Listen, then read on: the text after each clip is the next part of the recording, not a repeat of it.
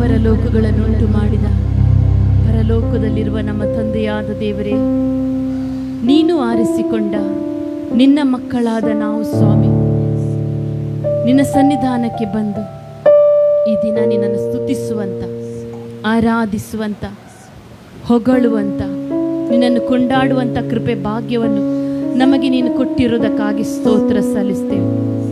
ಈ ದಿನ ನಾವು ಕಂಡಿರುವುದಾದರೆ ಅದು ನಿನ್ನ ಕೃಪೆಯೇ ಸ್ವಾಮಿ. ನಾವೆಲ್ಲರೂ ಸಭೆಯಾಗಿ ಕುಟುಂಬವಾಗಿ ಸೇರಿ ಬಂದಿರುವುದಾದರೆ ಅದು ನಿನ್ನ ಕೃಪೆಯೇ ಸ್ವಾಮಿ.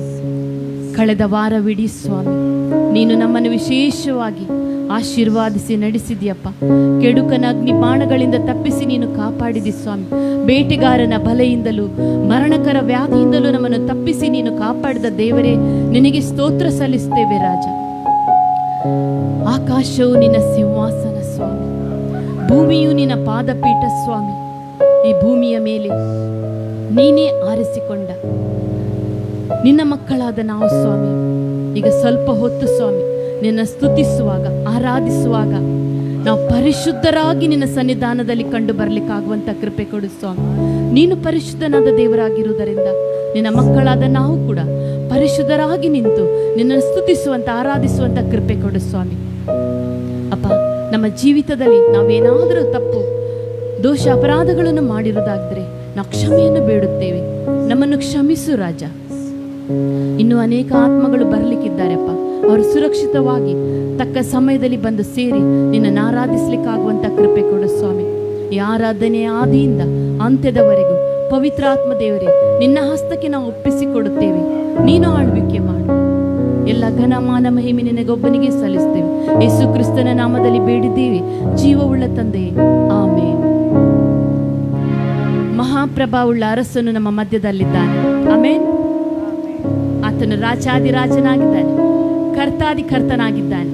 ಆತನೇ ಸೃಷ್ಟಿಸಿದ ಈ ಸುಂದರವಾದ ಕೈಗಳಿಂದ ಚಪ್ಪಾಳೆ ತಟ್ಟಿ ಆತನನ್ನು ನಾವು ಮಹಿಮೆ ಪಡಿಸೋಣ.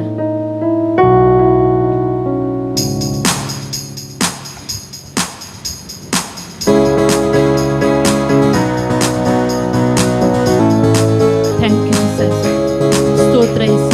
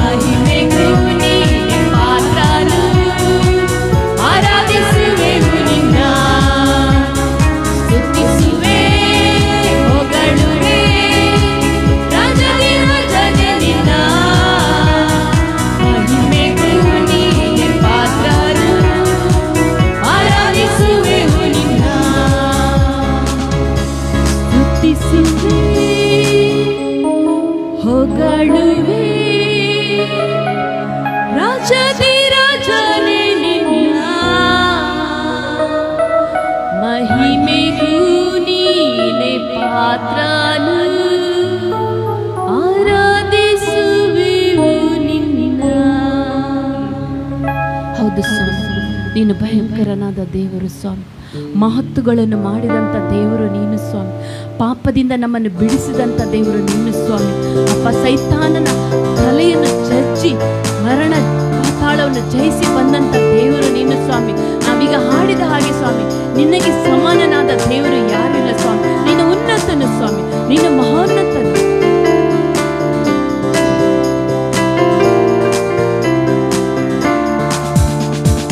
ಉನ್ನತನೇ, ಮಹೋನ್ನತನೇ, ಮಹಿಮೆಗೆ ಪಾತ್ರನೇ. ಉನ್ನತನೇ, ಮಹೋನ್ನತನೇ, ಮಹಿಮೆಗೆ ಪಾತ್ರನೇ. ಸ್ತೋತ್ರ ನಿನಗೆ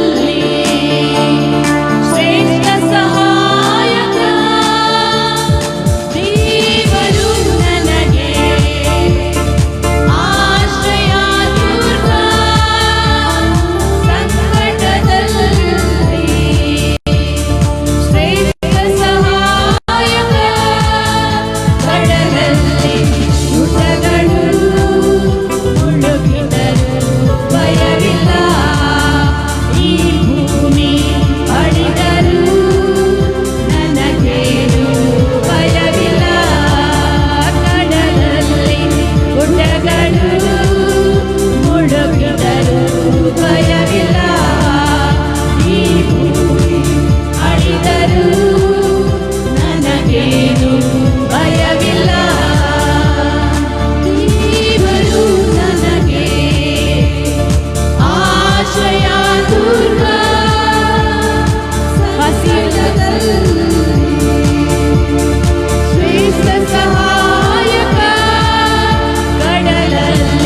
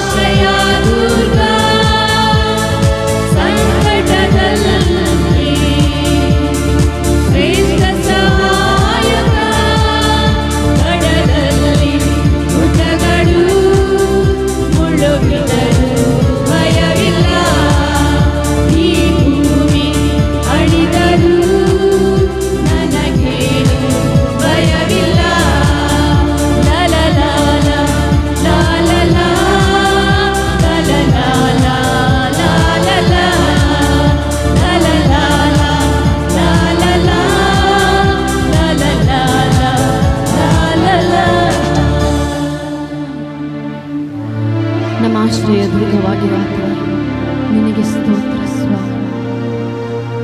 ನೀನು ಕುರುಬನಾಗಿ ಕುರಿಗಳಾದ ನಮ್ಮನ್ನು ಹಸಿರು ಗಾವಲಲ್ಲಿ ನಮ್ಮನ್ನು ಮೇಯಿಸ್ತಿರುವುದಕ್ಕಾಗಿ ಸ್ತೋತ್ರಪ್ಪ. ನೀತಿಯ ಮಾರ್ಗದಲ್ಲಿ ನಮ್ಮನ್ನು ನಡೆಸ್ತಿರುವುದಕ್ಕಾಗಿ ಸ್ತೋತ್ರ ರಾಜ. ವೈರಿಯ ಎದುರಿನಲ್ಲಿ ನಮ್ಮ ತಲೆ ಎತ್ತುವಂತೆ ಮಾಡಿದ ದೇವರೇ, ನಿನಗೆ ಸ್ತೋತ್ರ ರಾಜ. ಸ್ತೋತ್ರ ಸ್ವಾಮಿ. ಹದ್ದಿಗೆ ಬರುವಂತೆ ತಿರುಗಿ ಯೌವನವನ್ನು ಬರ ಮಾಡುವೆನೆಂಬುದಾಗಿ ವಾಗ್ದಾನ ಮಾಡಿದ ದೇವರೇ, ಆ ಯೌವನದ ಬಲವನ್ನು ನಮಗೆ ನೀನು ಕೊಟ್ಟಿರುವುದಕ್ಕಾಗಿ ಸ್ತೋತ್ರ ಸ್ವಾಮಿ. ನಿನ್ನನ್ನು ಆರಾಧಿಸ್ತೇವೆ ರಾಜ, ನಿನ್ನನ್ನು ಆರಾಧಿಸ್ತೇವೆ. ನಮ್ಮ ಬಾಯಿಂದಲ್ಲ, ನಾಲಿಗೆಯಿಂದಲ್ಲ, ಹೃದಯದಿಂದ ನಿನ್ನನ್ನು ಆರಾಧಿಸಿದಂಥ ಕೃಪೆ ಕೊಡು ರಾಜ.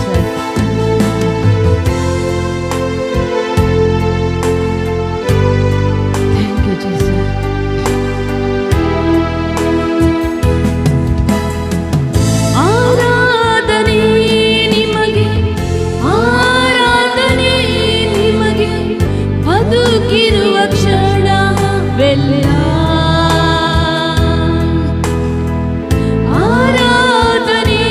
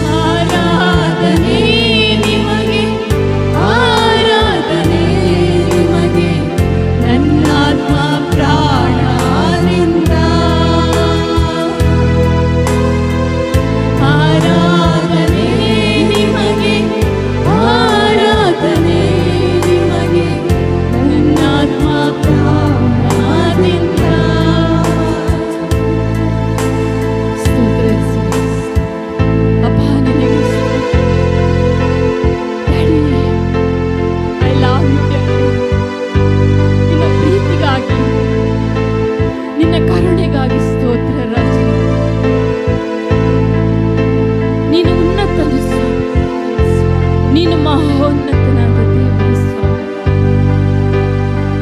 ನಿನ್ನ ಹಾಗೆ ನಮ್ಮನ್ನು ಪ್ರೀತಿ ಮಾಡೋರು ಯಾರಿಲ್ಲ ಸ್ವಾಮಿ. ನಿನ್ನ ಪ್ರೀತಿ ಅದು ಅಗಾಪೆ ಪ್ರೀತಿ ರಾಜ. ನಿನ್ನ ಕರುಣೆಗಾಗಿ ಸ್ತೋತ್ರ ರಾಜ. ನೀನು ನಮಗೆ ತೋರಿಸುವ ಪ್ರೀತಿಯ ಎದುರಿಗೆ ಯಾವುದಿಲ್ಲ ಸ್ವಾಮಿ. ಈ ಲೋಕವೂ ಇಲ್ಲ ಸ್ವಾಮಿ. Thank you Jesus. ನಿನ್ನ ಪ್ರಾಣವನ್ನು ಕೊಟ್ಟು ನಿನ್ನ ಮಕ್ಕಳಿಗೆ ಆ ನಿತ್ಯತ್ವದ ಭಾಗ್ಯವನ್ನು ಕೊಟ್ಟಂತ ದೇವರೇ, ನಿನಗೆ ಸ್ತೋತ್ರ ರಾಜ. ನಾ ಕೊನೆಯ ಬಾರಿಗೆ ಒಮ್ಮೆ ಆರಾಧನೆ ದೇವರಿಗೆ ಸಲ್ಲಿಸು.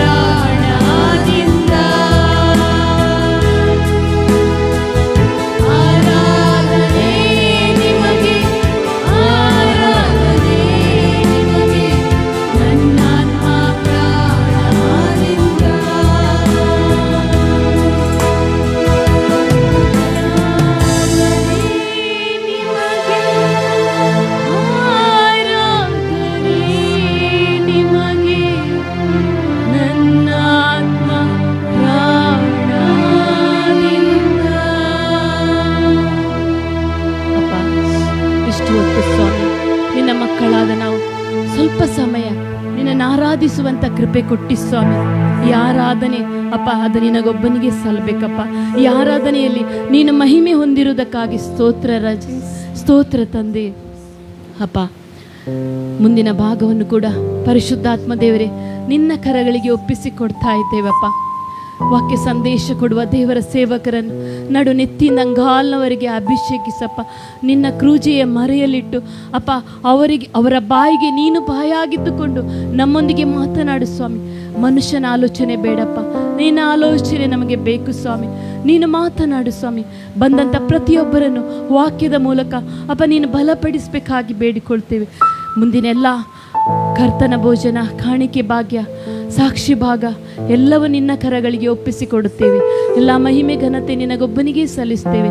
ಯೇಸು ಕ್ರಿಸ್ತನ ನಾಮದಲ್ಲಿ ಬೇಡಿದ್ದೇವೆ ಜೀವವುಳ್ಳ ತಂದೆಯೇ, ಆಮೇನ್.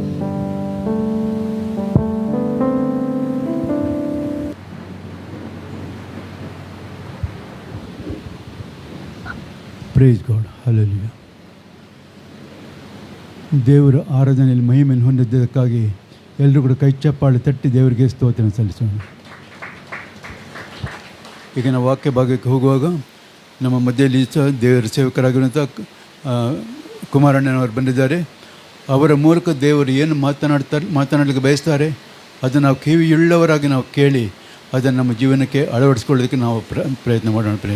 ಪ್ರಾರ್ಥನೆಯೊಂದಿಗೆ ಮತ್ತು ಅವರಿಗೆ ಕೈ ಚಪ್ಪಾಳೆಯೊಂದಿಗೆ ಅವರನ್ನು ನಾವು ವೇದಿಕೆ ಮೇಲೆ ಆಹ್ವಾನಿಸೋಣ.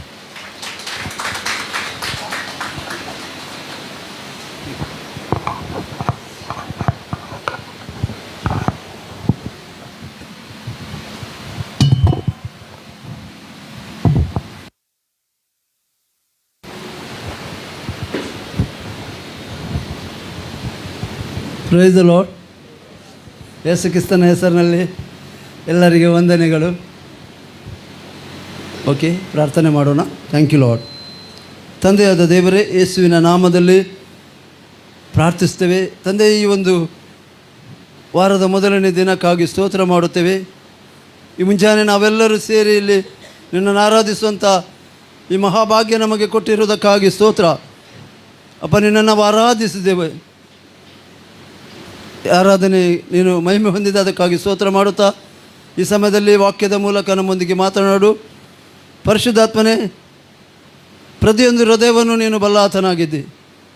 ಅದರಿಂದ ಪ್ರತಿಯೊಬ್ಬರೊಂದಿಗೆ ಮಾತನಾಡು. ಪ್ರಶ್ನೆಗೆ ಉತ್ತರವಾಗಿ ರೋಗಕ್ಕೆ ಆರೋಗ್ಯವಾಗಿ, ಕಷ್ಟಕ್ಕೆ ಪರಿಹಾರವಾಗಿ. ಪರಿಶುದ್ಧಾತ್ಮನೇ, ನೀನು ಮಾತಾಡುವುದಕ್ಕಾಗಿ ಸ್ತೋತ್ರ.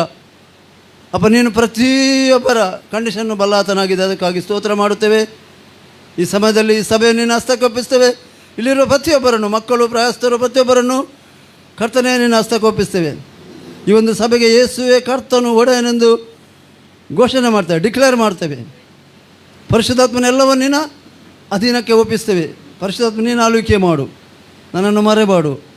ಪರಿಶುದ್ಧಾತ್ಮನೇ, ತಂದೆಯ ಪ್ರೀತಿಯನ್ನು ಪ್ರಕಟಿಸು, ತಂದೆಯನ್ನು ಪ್ರಕಟಿಸು, ಯೇಸುವನ್ನು ಪ್ರಕಟಿಸು. ಪರಿಶುದ್ಧ ನಿನ್ನನ್ನು ಪ್ರಕಟಿಸಿಕೊ. ಎಲ್ಲ ಘನತೆ, ಮಾನ, ಮಹಿಮೆ ತಂದೆಯೇ ನಿನಗೊಬ್ಬನಿಗೆ ಸಲ್ಲಿಸ್ತೇವೆ, ಯೇಸುವಿನ ನಾಮದಲ್ಲಿ ತಂದೆಯೇ, ಆಮೇನ್. ಹಲ್ಲೆಲೂಯ. ತಿರುಗುಂದವರ್ತಿ ಎಲ್ಲರಿಗೆ ವಂದನೆಗಳು.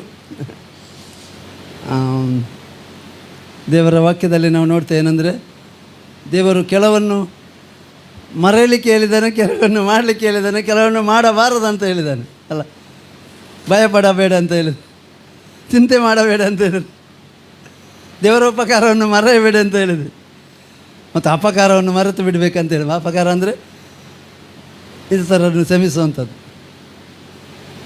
ಆದ್ದರಿಂದ ನಾವು ದೇವರ ವಾಕ್ಯಕ್ಕೆ ಹೋಗೋಣ. ಎಲ್ಲರಿಗೆ ಗೊತ್ತಿರುವಂಥ ಭಾಗ ಮತ್ತು 6ನೇ ಸಂಧಿ,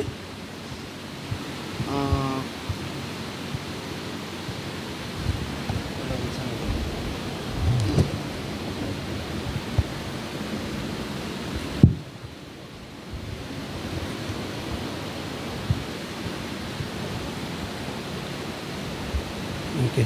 ಇಲ್ಲಿ ನಾವು ನೋಡುತ್ತೇವೆ ಏನಂದರೆ, ಚಿಂತೆ ಮಾಡಬೇಡ ಅಂತ ಬರ್ತದೆ. ಒಬ್ಬರು ನಮಗೊಂದು ಲೆಟ್ರ್ ಬರೆದ್ರೆ ಅದನ್ನು ಪುನಃ 2-3 ಸಲ ಒಂದು ವಿಷಯವನ್ನು ಬರೆದ್ರೆ ನಾವು ಅದು ಯಾಕೆ ಬರೆದಿದ್ದಾರೆ ಅಂತ ಸ್ವಲ್ಪ ನೋಡ್ತೇವಲ್ಲ, ಪುನಃ ಓದ್ತೇವೆ, ಪುನಃ ನೋಡ್ತೇವೆ ಯಾಕೆ ಬರೆದಿದ್ದಾರೆ ಅಂತ ಅಲ್ಲ. ಓಕೆ, ಏನು ಮಾಡುವ. ಮತ್ತು 6ನೇ ಸಂಧಿ ವಚನ 25ರಿಂದ 34ರವರೆಗೆ ಅಲ್ಲಿ ಯೇಸು ಸ್ವಾಮಿ 3 ಸಲ ಹೇಳ್ತಾರೆ ಚಿಂತೆ ಮಾಡಬೇಡಿ ಅಂತ. ಮತ್ತೆ ಈ ಕಾರಣದಿಂದ ನಮ್ಮ ಪ್ರಾಣಧಾರಣೆಗೆ ಏನು ಊಟ ಮಾಡಬೇಕು, ಏನು ಕುಡಿಯಬೇಕು, ನಮ್ಮ ದೇಹ ರಕ್ಷಣೆಗೆ ಏನು ಹೊದ್ದುಕೊಳ್ಳಬೇಕೆಂದು ಚಿಂತೆ ಮಾಡಬೇಡಿರಿ ಎಂಬುದಾಗಿ ನಿಮಗೆ ಹೇಳುತ್ತೇನೆ. ಊಟಕ್ಕಿಂತ ಪ್ರಾಣವು, ಉಡುಪಿಗಿಂತ ದೇಹವು ಮೇಲಾದದಲ್ಲವೇ? ಆಕಾಶದಲ್ಲಿ ಹಾರಾಡುವ ಹಕ್ಕಿಗಳನ್ನು ನೋಡಿರಿ, ಅವು ಬಿತ್ತುವುದಿಲ್ಲ, ಕೊಯ್ಯುವುದಿಲ್ಲ, ಕಣಜಗಳಲ್ಲಿ ತುಂಬಿಟ್ಟುಕೊಳ್ಳುವುದಿಲ್ಲ. ಆದಾಗ್ಯೂ ಪರಲೋಕದಲ್ಲಿರುವ ನಿಮ್ಮ ತಂದೆಯು ಅವುಗಳನ್ನು ಸಾಕಿ ಸಲಹುತ್ತಾನೆ. ಅವುಗಳಿಗಿಂತ ನೀವು ಹೆಚ್ಚಿನವರಲ್ಲವೂ? ಚಿಂತೆ ಮಾಡಿ ಮಾಡಿ 1 ಮೊಳ ಉದ್ದ ಬೆಳೆಯುವುದು ನಿಮ್ಮಲ್ಲಿ ಯಾರಿಂದ ಆದೀತು? ಇದಲ್ಲದೆ ನೀವು ಉಡುಪಿನ ವಿಷಯದಲ್ಲಿ ಚಿಂತೆ ಮಾಡುವುದೇಕೆ? ಅಡವಿಯ ಹೂಗಳು ಬೆಳೆಯುವ ರೀತಿಯನ್ನು ಯೋಚಿಸಿ ತಿಳಿಯಿರಿ. ಅವು ದುಡಿಯುವುದಿಲ್ಲ, ನೂಲುವುದಿಲ್ಲ. ಆದಾಗ್ಯೂ ಈ ಹೂಗಳಲ್ಲಿ ಒಂದಕ್ಕಿರುವಷ್ಟು ಅಲಂಕಾರವು ಅರಸನಾದ ಸೊಲೊಮೋನನಿಗೆ ಸಹ ಅವನು ತನ್ನ ಸಕಲ ವೈಭವದಿಂದಿರುವಾಗಲೂ ಇರಲಿಲ್ಲವೆಂದು ನಿಮಗೆ ಹೇಳುತ್ತೇನೆ. ಎಲೆಯ ಅಲ್ಪವಿಶ್ವಾಸಿಗಳೇ, ಈ ಹೊತ್ತು ಇದ್ದು ನಾಳೆ ಒಲೆಯ ಪಾಲಾಗುವ ಅಡವಿಯ ಹುಲ್ಲಿಗೆ ದೇವರು ಹೀಗೆ ಉಡಿಸಿದರೆ ಅದಕ್ಕಿಂತ ಎಷ್ಟೋ ಹೆಚ್ಚಾಗಿ ನಿಮಗೆ ಉಡಿಸಿ ತೊಡಿಸುವನಲ್ಲವೇ? ಹೀಗಿರುವುದರಿಂದ ಏನು ಊಟ ಮಾಡಬೇಕು, ಏನು ಕುಡಿಯಬೇಕು, ಏನು ಹೊದ್ದುಕೊಳ್ಳಬೇಕು ಎಂದು ಚಿಂತೆ ಮಾಡಬೇಡಿರಿ. ಇವೆಲ್ಲವುಗಳಿಗಾಗಿ ಅಜ್ಞಾನಿಗಳು ತವಕ ಪಡುತ್ತಾರೆ. ಇದೆಲ್ಲ ನಿಮಗೆ ಬೇಕಾಗಿದೆ ಎಂದು ಪರಲೋಕದಲ್ಲಿರುವ ನಿಮ್ಮ ತಂದೆಗೆ ತಿಳಿದಿದೆಯಷ್ಟೇ. ಹೀಗಿರುವುದರಿಂದ ನೀವು ಮೊದಲು ದೇವರ ರಾಜ್ಯಕ್ಕಾಗಿಯೂ ನೀತಿಗಾಗಿಯೂ ತವಕ ಪಡಿರಿ, ಇವುಗಳ ಕೂಡ ಅವೆಲ್ಲವೂ ನಿಮಗೆ ದೊರಕುವು. ಆದದರಿಂದ ನಾಳಿನ ವಿಷಯವಾಗಿ ಚಿಂತೆ ಮಾಡಬೇಡಿರಿ. ನಾಳಿನ ದಿನವು ತನ್ನದನ್ನು ತಾನೇ ಚಿಂತಿಸಿಕೊಳ್ಳುವುದು. ಆ ಹೊತ್ತಿನ ಕಾಟ ಆ ಹೊತ್ತಿಗೆ ಸಾಕು. ಹಲ್ಲೆಲೂಯ. ಇಲ್ಲಿ 3 ಕಡೆಯಲ್ಲಿ ಯೇಸು ಸ್ವಾಮಿ ಪುನಃ ಹೇಳುತ್ತಾರೆ, ಚಿಂತೆ ಮಾಡಬೇಡಿ, ಚಿಂತೆ ಮಾಡಬೇಡಿ, ಚಿಂತೆ ಮಾಡಬೇಡಿ ಅಲ್ಲ. ಒಂದು ವೇಳೆ ಇದಕ್ಕೆ ನಾವು ಒಪ್ಪುವುದಿಲ್ಲ ಅಂದರೆ ಇದು ಚಿಂತೆ ಮಾಡೋದಾದರೆ ನಾವು ಅವಿಧರಾಗಿದ್ದೇವಲ್ಲ, ಚಿಂತೆ ಮಾಡಬಾರ್ದು. ಆದರೆ ಯಾಕೆ ಚಿಂತೆ ಮಾಡಬಾರ್ದು ಅಂತ ಮುಂದೆ ಕೂಡ ಹೇಳ್ತದೆ. ಅದು ಅರ್ಥ ಆದರೆ ನಾವು ಚಿಂತೆ ಮಾಡೋದಿಲ್ಲ, ಹೌದಲ್ಲ. 26ನೇ ವಚನ ಹೇಳ್ತದೆ. 26ನೇ ವಚನ ಹೇಳಿ ಓದಿಚೂರು. ಆಕಾಶದಲ್ಲಿ ಹಾರಾಡುವ ಹಕ್ಕಿಗಳನ್ನು ನೋಡಿರಿ, ಗಮನವಿಟ್ಟು ಕೇಳಿರಿ. ಅವು ಬಿತ್ತುವುದಿಲ್ಲ, ಕೊಯ್ಯುವುದಿಲ್ಲ, ಕಣಜಗಳಲ್ಲಿ ತುಂಬಿಟ್ಟುಕೊಳ್ಳುವುದಿಲ್ಲ. ಆದಾಗ್ಯೂ ಪರಲೋಕದಲ್ಲಿರುವ ತಂದೆಯು ಯಾರ ತಂದೆ? ಸರಿಯಾಗಿ ಓದಿ. ಪರಲೋಕದಲ್ಲಿರುವ ನಿಮ್ಮ ತಂದೆಯು ಅವುಗಳನ್ನು ಸಾಕಿ ಸಲಹುತ್ತಾನೆ. ಅವುಗಳಿಗಿಂತ ನೀವು ಹೆಚ್ಚಿನವರಲ್ಲ. ಸಾಕು. ಅವುಗಳಿಂದ ನೀವು ಹೆಚ್ಚಿನವರಲ್ಲ. ಯಾರು ಸಾಕೋದು? ಬದಿಯವರಿಗೆ ಹೇಳಿರಿ ನಿಮ್ಮ ತಂದೆ ಸಾಕ್ತಾನೆ ಅಂತ. ಪುನಃ ಹೇಳಿರಿ ನಮ್ಮ ತಂದೆ ಸಾಕ್ತಾನೆ ಅಂತ. ನನ್ನ ತಂದೆ ಸಾಕ್ತಾನೆ ಎಲ್ಲವನ್ನು, ಭೂಲೋಕದಲ್ಲಿರುವ ಎಲ್ಲ ಜೀವಿಗಳನ್ನು. ಕೀರ್ತನೆ 145 15ನೇ ವಚನದಲ್ಲಿ ನೋಡುತ್ತೇವೆ, ಎಲ್ಲ ಜೀವಿಗಳಿಗೆ ಒತ್ತೊತ್ತಿಗೆ ಆತನ ಆಹಾರ ಕೊಡ್ತಾನೆ ಅಂತ. ಅದಕ್ಕೆ ಹೇಳಿದ ಚಿಂತೆ ಮಾಡಬೇಡ ಅಂತ. ಓದಿ ಅದನ್ನು ಕೂಡ. ಅದು ಮತ್ತೆ ಹಾಗೆ ಇರಲಿ. ಯೆಹೋವನೇ, ಎಲ್ಲಾ ಜೀವಿಗಳ ಕಣ್ಣುಗಳು ನಿನ್ನನ್ನೇ ನೋಡುತ್ತವೆ. ನೀನು ಅವುಗಳಿಗೆ ಹೊತ್ತಿಗೆ ಆಹಾರ ಕೊಡುತ್ತಿ. ಒತ್ತಿಗೆ ಆಹಾರ ಕೊಡುತ್ತಿ. ಎಲ್ಲ ಜೀವಿಗಳಿಗೆ ಒತ್ತೊತ್ತಿಗೆ ಆಹಾರ ಕೊಡೋದು ಯಾರು? ನನ್ನ ತಂದೆ. ನಿಮ್ಮ ಬಗ್ಗೆ ಗೊತ್ತಿಲ್ಲ ನನಗೆ, ನಮ್ಮ ಎದುರೇ ಅದು ನಿಮ್ಮ ಅಲ್ಲ, ನನ್ನ ತಂದೆ ಕೊಡ್ತಾರೆ. ಎಲ್ಲ ಜೀವಿಗಳಿಗೆ ಒತ್ತಿಗೆ ಆಹಾರ ಕೊಡೋದು ನನ್ನ ತಂದೆ. ಎಲ್ಲ ಜೀವಿಗಳಿಗೆ. ಮನುಷ್ಯರಿಂದ ಜಾಸ್ತಿ ಪ್ರಾಣಿಗಳಿದೆ ಅಲ್ಲ, ಮನುಷ್ಯರಿಂದ ಎಷ್ಟೋ ಪಾಲು ಜಾಸ್ತಿ ಇದೆ. ಪ್ರಾಣಿಗಳು ಎಲ್ಲ, ಗಿಡ ಮರ ಎಲ್ಲ, ಮೃಗ ಪಕ್ಷಿ ಕ್ರಿಮಿ ಗಿಡ ಪ್ರತಿಯೊಂದಕ್ಕೆ ಒತ್ತಿಗೆ ಆಹಾರ ಕೊಡ್ತಾರಂತೆ. ನಾವು ಕೀರ್ತನೆ 104:27 ಹೇಳ್ತೇವೆ. ಅದನ್ನು ಚೂರು ಓದಿ. 27 ಕೀರ್ತನೆ 104:27 26. ಇವೆಲ್ಲ ಹೊತ್ತಿಗೆ ಆಹಾರಕ್ಕೋಸ್ಕರ, ಇವೆಲ್ಲವೂ ಹೊತ್ತಿಗೆ ಆಹಾರಕ್ಕೋಸ್ಕರ ನಿನ್ನನ್ನೇ ನಿರೀಕ್ಷಿಸುತ್ತವೆ. ದೇವರನ್ನೇ ನಿರೀಕ್ಷಿಸುತ್ತೆ. ಅದು ಕೂಡಿಸಿರುವುದಿಲ್ಲ, ಏನು ಬಿಡುವುದಿಲ್ಲ, ಏನು ಮಾಡೋದಿಲ್ಲ. ಮತ್ತೆ ಚೂರು. ನೀನು ಕೊಡಲು ಅವು ತೆಗೆದುಕೊಳ್ಳುತ್ತವೆ. ನೀನು ಕೈ ತೆರೆಯಲು ಆ ಒಳ್ಳೆಯದನ್ನು ಹೊಂದಿ ತೃಪ್ತಿಗೊಳ್ಳುತ್ತದೆ. ಭೂಲೋಕದಲ್ಲಿರುವ ಎಲ್ಲ ಜೀವಿಗಳಿಗೆ ದೇವರು ತೃಪ್ತಿಪಡಿಸ್ತಾನೆ. ನಮಗೆ ತೃಪ್ತಿಪಡಿಸುವುದಿಲ್ವ? ನಾವು ಇದನ್ನು ತಿಳಿಯದೇ ಇರೋದ್ರಿಂದ ಚಿಂತೆ ಮಾಡುತ್ತೇವೆ. ಯೇಸು ಸ್ವಾಮಿ ಹೇಳಿದರು, ತೆಗೆದು ಬೇಡ, ಎಲ್ಲರಿಗೆ ಬಾಯಾಟ ಇರುವಂಥದ್ದು. ಯೋಹಾನ 17:3 ಒಬ್ಬನೇ ಸತ್ಯ ದೇವರಾದ ನೀನು ಕಲಿಸಿಕೊಟ್ಟ ಯೇಸುವನ್ನು ತಿಳಿಯುವುದು ನಿತ್ಯ ಜೀವ. ನಾವು ತಿಳಿದುಕೊಳ್ಳಬೇಕು. ನಾವು ಎಷ್ಟು ತಿಳ್ಕೊಳ್ತೇವೆ ಅಷ್ಟು ನಾವು ಹೊಂದುತ್ತೇವೆ. ಈ ಮತ್ತೆ 6ನೇ ಸಂಜೆಯನ್ನು ಎಷ್ಟು ಜನ ಓದಿರಲ್ಲ? ನಾನು ನಮ್ಮತನ ಎಲ್ಲರೂ ಓದಿದ್ದೀರಿ. ಇಲ್ಲಿ 12 ಸಲ ಯೇಸು ಸ್ವಾಮಿ ಹೇಳಿದ್ದಾರೆ ನಿಮ್ಮ ತಂದೆ ಅಂತ. ಗೊತ್ತಿದೆ? 12 ಸಲ ಇದೆ.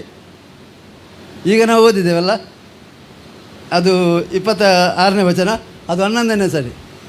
32ರಲ್ಲಿ 12ನೇ ಸಲ ಹೇಳ್ತಾನೆ ಲಾಸ್ಟ್. ಆ 32 ಒಂಚೂರು ಓದಿ. 32ನೇ ವಚನ. ಇವೆಲ್ಲವುಗಳಿಗಾಗಿ ಅಜ್ಞಾನಿಗಳು ತವಕಪಡುವರು ಯಾರು? ಚಿಂತೆ ಮಾಡುವವರು ಯಾರು? ಅಜ್ಞಾನಿಗಳು. ನಾವು ಯಾರು? ಜ್ಞಾನಿಗಳು. ಮುಂದೆ ಓದಿ. ಇದೆಲ್ಲ ನಿಮಗೆ ಬೇಕಾಗಿದೆ ಎಂದು ಪರಲೋಕದಲ್ಲಿರುವ ನಿಮ್ಮ ತಂದೆಗೆ ತಿಳಿದದೆ ಅಷ್ಟೇ. ನಿಮ್ಮ ತಂದೆ, ಬದಿಯವರಿಗೆ ಹೇಳಿ, ಇದೆಲ್ಲ ನಮಗೆ ಬೇಕಂತ ತಂದೆಗೆ ತಿಳಿದದೆ. ಹೇಳಿ, ನನಗೆ ಏನೇನು ಬೇಕಂತ ನನ್ನ ತಂದೆಗೆ ತಿಳಿದದೆ. ಆತ ನನಗೆ ಕೊಟ್ಟಿದ್ದಾನೆ. ನಿಮಗೆ ನನ್ನ ಬಗ್ಗೆ ಜಾಸ್ತಿ ಗೊತ್ತಿಲ್ಲ, ನಿಮ್ಮ ಸಭಾಪಾಲಕರಿಗೆ ಗೊತ್ತುಂಟು. ನಾನು ಊರಿಗೆ ಬಂದು 25 ವರ್ಷ ಆಯಿತು. ಆಶಕ್ಕೆ ಸ್ವಲ್ಪ ಗೊತ್ತಿರ್ಬೋದು. ನಾನೇನು ಕೆಲಸ ಮಾಡಲಿಲ್ಲ, ಯಾವುದೇ ಕೆಲಸ ಆಗಲಿ ಬಿಸ್ನೆಸ್ ಆಗಲಿ ಮಾಡಲಿಲ್ಲ. ಆದರೆ ಈ ವಾಕ್ಯ ನನ್ನ ಜೀವಿತದಲ್ಲಿ ನೆರವೇರಿದೆ. ಇದು ಆಗ ಓದಿಲ್ಲ, ಕೊನೆಯ ವಚನ ಉಂಟಲ್ಲ, ನಾಳೆಗಾಗಿ ಚಿಂತೆ ಮಾಡಿ 4ನೇ ದಿನ ತನ್ನಷ್ಟಕ್ಕೆ ಬರೋದು ನನ್ನ ಜೀವಿತದಲ್ಲಿ ಬಂದಿದೆ. ನನ್ನ ಅಗತ್ಯತೆಯನ್ನು ಯಾವತ್ತೂ ನಾನು ಮನುಷ್ಯರಿಗೆ ಹೇಳಲೇ ಇಲ್ಲ. ಅದರಿಂದ ಈ ವಾಕ್ಯ ಸತ್ಯ, ಈ ವಾಕ್ಯ ಕೆಲಸ ಮಾಡ್ತದೆ. ನಾವೆಷ್ಟು ನಂಬುತ್ತೇವೆ ಅಷ್ಟು ಹೊಂದುತ್ತೇವೆ. ಅದರಿಂದ ನಾವು ವಾಕ್ಯ ಓದಬೇಕು, ಧ್ಯಾನಿಸಬೇಕು, ಮಾತಾಡಬೇಕಾದ್ರೆ ನಂಬಬೇಕು ಅಲ್ಲ. ಅದರಿಂದ ಅದು 26ರಿಂದ ಕೆಳಗೆ ಹೋಗಿ, 26 ಓದಿ ಮತ್ತೆ ಕೆಳಗೆ ಹೋಗು. ಆಕಾಶದಲ್ಲಿ ಹಾರಾಡುವ ಹಕ್ಕಿಗಳನ್ನು ನೋಡಿ ಗಮನಿಟ್ಟುಗಳ. ಅವು ಬಿತ್ತುವುದಿಲ್ಲ, ಕೊಯ್ಯುವುದಿಲ್ಲ, ಕಣಜಗಳಲ್ಲಿ ತುಂಬಿಟ್ಟುಕೊಳ್ಳುವುದಿಲ್ಲ. ಆದಾಗ್ಯೂ ಪರಲೋಕದಲ್ಲಿರುವ ನಿಮ್ಮ ತಂದೆಯು ಅವುಗಳನ್ನು ಸಾಕಿ ಸಲಹುತ್ತಾನೆ. ಮುಂದೆ ಓದಿ. ಅವುಗಳಿಗಿಂತ ನೀವು ಹೆಚ್ಚಿನವರಲ್ಲ. ಅವುಗಳಿಗಿಂತ ನಾವು ಹೆಚ್ಚಿನವರಲ್ವಾ?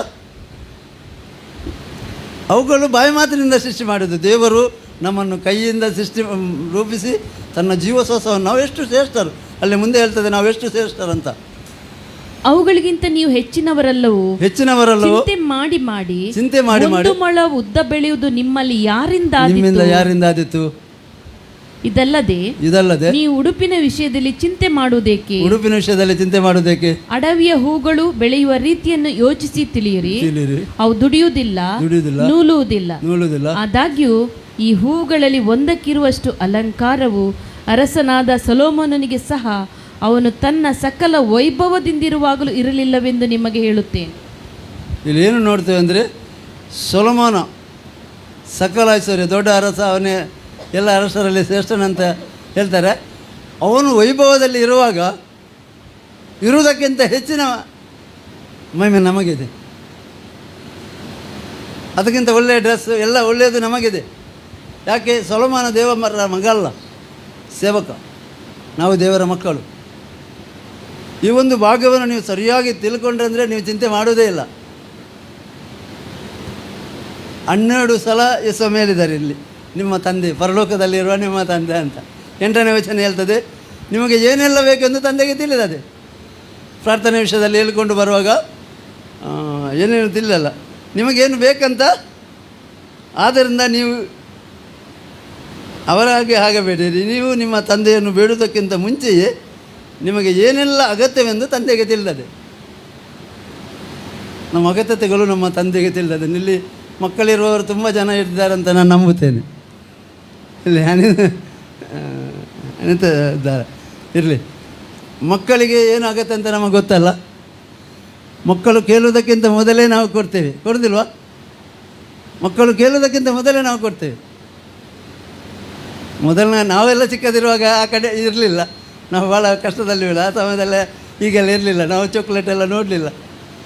ಚಿಕ್ಕದು ಪರ್ಮಿಟ್ ಇತ್ತು ನಾವು ಶಾಲೆಗೆ ಹೋಗುವಾಗ. ಇಂಥದ್ದು ಈಗಿನದೆಲ್ಲ ನೋಡುವ. ಈಗ ಮಕ್ಕಳಿಗೆ ಏನದು ಸ್ಟಾಕೇ ತಂದಿಡ್ತಾರೆ ಮನೆಯಲ್ಲಿ, ಏನು ಬೇಕು ಎಲ್ಲವನ್ನು ಕೊಡ್ತಾರೆ. ಕೆಲವುದಕ್ಕಿಂತ ಮೊದಲೇ ಎಲ್ಲ ತಂದಿಡ್ತಾರೆ. ನಾವುಗಳು ಮನುಷ್ಯರು, ಆದರೆ ನಮ್ಮ ಪರಲೋಕದ ತಂದೆ ಎಷ್ಟು ಹೆಚ್ಚು ಕೊಡ್ತಾನೆ. ಯೇಸು ಸ್ವಾಮಿ ಅದನ್ನು ಕೂಡ ಹೇಳಿದರು, ಕೆಟ್ಟವರಾದ ನೀವು ನಿಮ್ಮ ಮಕ್ಕಳಿಗೆ ಒಳ್ಳೆಯದನ್ನು ಕೊಡೋದು. ಒಳ್ಳೆಯ ತಂದೆಯಾದ ನಮ್ಮ ಪರಲೋಕದ ತಂದೆ ಎಷ್ಟು ಹೆಚ್ಚಾಗಿ ಕೊಡ್ತಾನೆ. ನಮ್ಮ ತಂದೆ ಒಳ್ಳೆಯವನು. ನಾವು ಕೆಟ್ಟವರಲ್ಲ. ಈಗ ಮೊದಲು ಕೆಟ್ಟವರಾಗಿದ್ದೆವು, ಈಗ ನಾವು ಒಳ್ಳೆಯವರಾಗಿದ್ದೇವೆ. ಯಾಕೆ? ನಾವು ಒಳ್ಳೆಯ ತಂದೆಗೆ ಹುಟ್ಟಿದ್ದೇವೆ. ನಾವು ಒಳ್ಳೆಯ ತಂದೆಯ ಮಕ್ಕಳಾಗೋದ್ರಿಂದ ನಾವು ಒಳ್ಳೆಯವರಾಗಿದ್ದೇವೆ. ಅದು ನಾವು ನಮ್ಮ ಮಕ್ಕಳಿಗೆ ಒಳ್ಳೆಯದನ್ನು ಕೊಡೋದಾದರೆ ನಮ್ಮ ಪರಲೋಕದ ತಂದೆ ಅದಕ್ಕಿಂತ ಎಷ್ಟೋ ಹೆಚ್ಚಾಗಿ ನಮಗೆ ಕೊಡುತ್ತಾನೆ. ಅದರಿಂದ ನಾವು ತಿಳಿದಿರಬೇಕು, ತಂದೆಯನ್ನು ನಾವು ತಿಳ್ಕೊಳ್ಳಬೇಕು. ತಂದೆ ಹೇಗೆ ಅಂತ ತಂದೆಯನ್ನು ತಿಳ್ಕೊಂಡ್ರೆ ಮಾತ್ರ ಗೊತ್ತಾಗೋದು. ಕೆಲವರಿಗೆ ತಂದೆ ಗೊತ್ತಿಲ್ಲ ಅಲ್ಲ. ಈ ಲೋಕದಲ್ಲಿ ಥರದ ತಂದೆಗಳಿದ್ದಾರೆ, ಆದರೆ ಈಗ ಅಂಥವ್ರು ಭಾರಿ ಕಮ್ಮಿ. ನಾವೆಲ್ಲ ಚಿಕ್ಕದಿರುವಾಗ ಥರದ ಕೆಲವರು ತಂದೆ ಮುಂದೆ ಹೋಗಲಿಕ್ಕೆ ಭಯಪಡ್ತಾಯಿದ್ದರು. ಅಂಥ ತಂದೆಗಳನ್ನು ನಾವು ನೋಡಿದ್ದೇವೆ. ಅದರ ಬಗ್ಗೆ ಹೆಚ್ಚು ಹೇಳುವುದಿಲ್ಲ, ನಿಮಗೆಲ್ಲ ಗೊತ್ತಿದೆ. ಆದರೆ ನಮ್ಮ ಪರಲೋಕದ ತಂದೆ ಆತನು ಒಳ್ಳೆಯ ತಂದೆ, ಕನಿಕರವುಳ್ಳ ತಂದೆ. ಪೌಲನು ಬರೀತಾನೆ 2ನೇ ಕೊರಿಂಥ 1:3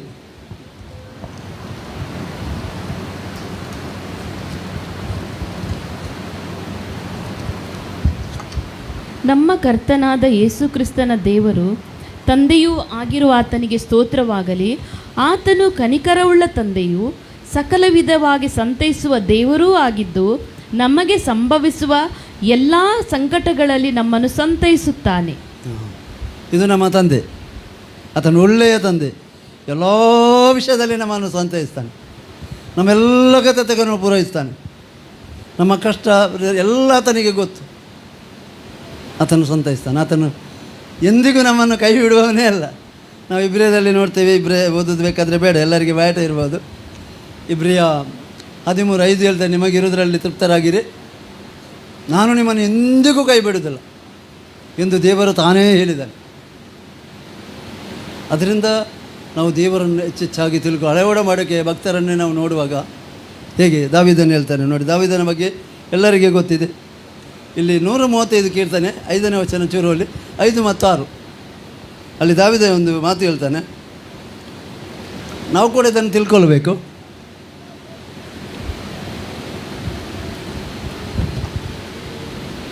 ಯೆಹೋವನು ದೊಡ್ಡವನೆಂದು ಯೆಹೋವನು ದೊಡ್ಡವನೆಂದು ನಮ್ಮ ಕರ್ತನು ಎಲ್ಲಾ ದೇವರುಗಳಿಗಿಂತ ಹೆಚ್ಚಿನವನೆಂದು ಹೆಚ್ಚಿನವನೆಂದು ತಿಳಿದಿದ್ದೇನೆ. ತಿಳಿದಿದ್ದೇನೆ.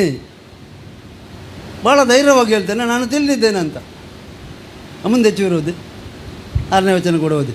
ಯೆಹೋವನು ಭೂಮಿಯಲ್ಲಿಯೂ ಆಕಾಶದಲ್ಲಿಯೂ ಸಮುದ್ರಗಳಲ್ಲಿಯೂ ಬೇರೆ ಎಲ್ಲಾ ಜಲರಾಶಿಗಳಲ್ಲಿಯೂ ತನಗೆ ಬೇಕಾದದನ್ನು ಮಾಡುತ್ತಾನೆ. ನಮಗೆ ಏನೆಲ್ಲ ಬೇಕು ಆತನು ಕೊಡುತ್ತಾನೆ, ಅದನ್ನು ಮಾಡುತ್ತಾನೆ. ಆತನು ಕೊಡಲಿಕ್ಕೆ ಶಕ್ತನು, ಎಲ್ಲವನ್ನು ಕೊಡ್ತಾನೆ. ಆದರೆ ನಾವು ತಿಳ್ಕೊಳ್ಬೇಕು. ಈಗ ದಾವೀದನನ್ನು ನೋಡ್ತೇವೆ, ಅವನು ಕುರಿ ಮೇಯಿಸ್ತಿದ್ದ ಅವನು. ಆದರೆ ಅವನ ಅರಸನಾದ ಹೇಗೆ ಏನಾದರೂ ಬಿಸ್ನೆಸ್ ಮಾಡಿದ್ದಾನೆ ಅವನು? ಯಾವ ಬಿಸ್ನೆಸ್ ಮಾಡಲಿಲ್ಲ, ಯಾವ ಕೆಲಸನೂ ಮಾಡಲಿಲ್ಲ. ದೇವರೇ ಅವನನ್ನು ಉನ್ನತಿಗೆ ತಂದದ್ದು. ಏಕೆ?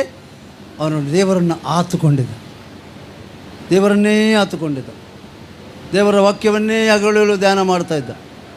ಯಾಕೆ? ಅವನು ಯೆಹೋಶುವನನ್ನು ನೋಡಿದ. ಯೆಹೋಶುವನಿಗೆ ದೇವರು ಹೇಳಿದ, ಯೆಹೋಶುವ 1:8 ನಾವು ನೋಡ್ತೇವೆ. ಎಲ್ಲರಿಗೆ ಬಾಯಾಟ ಇದೆ, ಎಲ್ಲರಿಗೆ ಗೊತ್ತಿದೆ. ಈ ವಾಕ್ಯವು ನಿನ್ನ ಹೃದಯದಲ್ಲಿರಲಿ, ಬಾಯಲ್ಲಿರಲಿ, ಇದನ್ನು ಹಗಲಿರುಳು ಧ್ಯಾನಿಸು, ಇದನ್ನು ಬಿಟ್ಟು ಎಡಬಲಕ್ಕೆ ತಿರುಗಬೇಡ ಅಂತ ಓದಿಬೇಕಾದ್ರೆ ಸ್ವಲ್ಪ ಎಂಕರೇಜ್ ಆಗ್ತದೆ. ನನ್ನ ಸೇವಕನಾದ ಮೋಶೆ ನಿನಗೆ ಬೋಧಿಸಿದ ಧರ್ಮೋಪದೇಶವನ್ನೆಲ್ಲ ಕೈಕೊಂಡು ನಡೆಯುವುದರಲ್ಲಿ ಸ್ಥಿರಚಿತ್ತನಾಗಿರು, ಪೂರ್ಣ ಧೈರ್ಯದಿಂದಿರು. ನಾನು ಹಾಗೆ ಹೇಳಿದೆ, ದೇವರು ಹೇಗೆ ನೀನು ಹೇಳ್ತೇನೆ, ಧೈರ್ಯದಿಂದಿರು ಅಂದರೆ ಭಯಪಡಬೇಡ, ಧೈರ್ಯದಿಂದಿರು. ಅದನ್ನು ಬಿಟ್ಟು ಎಡಕ್ಕಾದರೂ ಬಲಕ್ಕಾದರೂ ಹೋಗಬೇಡ. ಆಗ ನೀನು ಎಲ್ಲಿ ಹೋದರೂ ಕೃತಾರ್ಥನಾಗುವಿ. ಈ ಧರ್ಮಶಾಸ್ತ್ರವು ಯಾವಾಗಲೂ ನಿನ್ನ ಬಾಯಲ್ಲಿರಲಿ. ಹಗಲಿರುಳು ಅದನ್ನು ಧ್ಯಾನಿಸುತ್ತಾ ಅದರಲ್ಲಿ ಬರೆದಿರುವುದನ್ನೆಲ್ಲ ಕೈಕೊಂಡು ನಡಿ. ಆಗ ನೀನು ಮಾರ್ಗದಲ್ಲೆಲ್ಲ ಸಫಲನಾಗುವಿ, ಕೃತಾರ್ಥನಾಗುವಿ. ನಾನು ನಿನಗೆ ಆಜ್ಞಾಪಿಸದನ್ನೆಲ್ಲ ಸ್ಥಿರಚಿತ್ತನಾಗಿರು, ಧೈರ್ಯದಿಂದಿರು, ಅಂಜಬೇಡ, ಕಳವಳಗೊಳ್ಳಬೇಡ. ನೀನು ಹೋಗುವಲ್ಲೆಲ್ಲ ನಿನ್ನ ದೇವರಾದ ಯೆಹೋವನು ನಿನ್ನ ಸಂಗಡ ಇರುತ್ತಾನೆ ಎಂದು ಹೇಳಿದನು.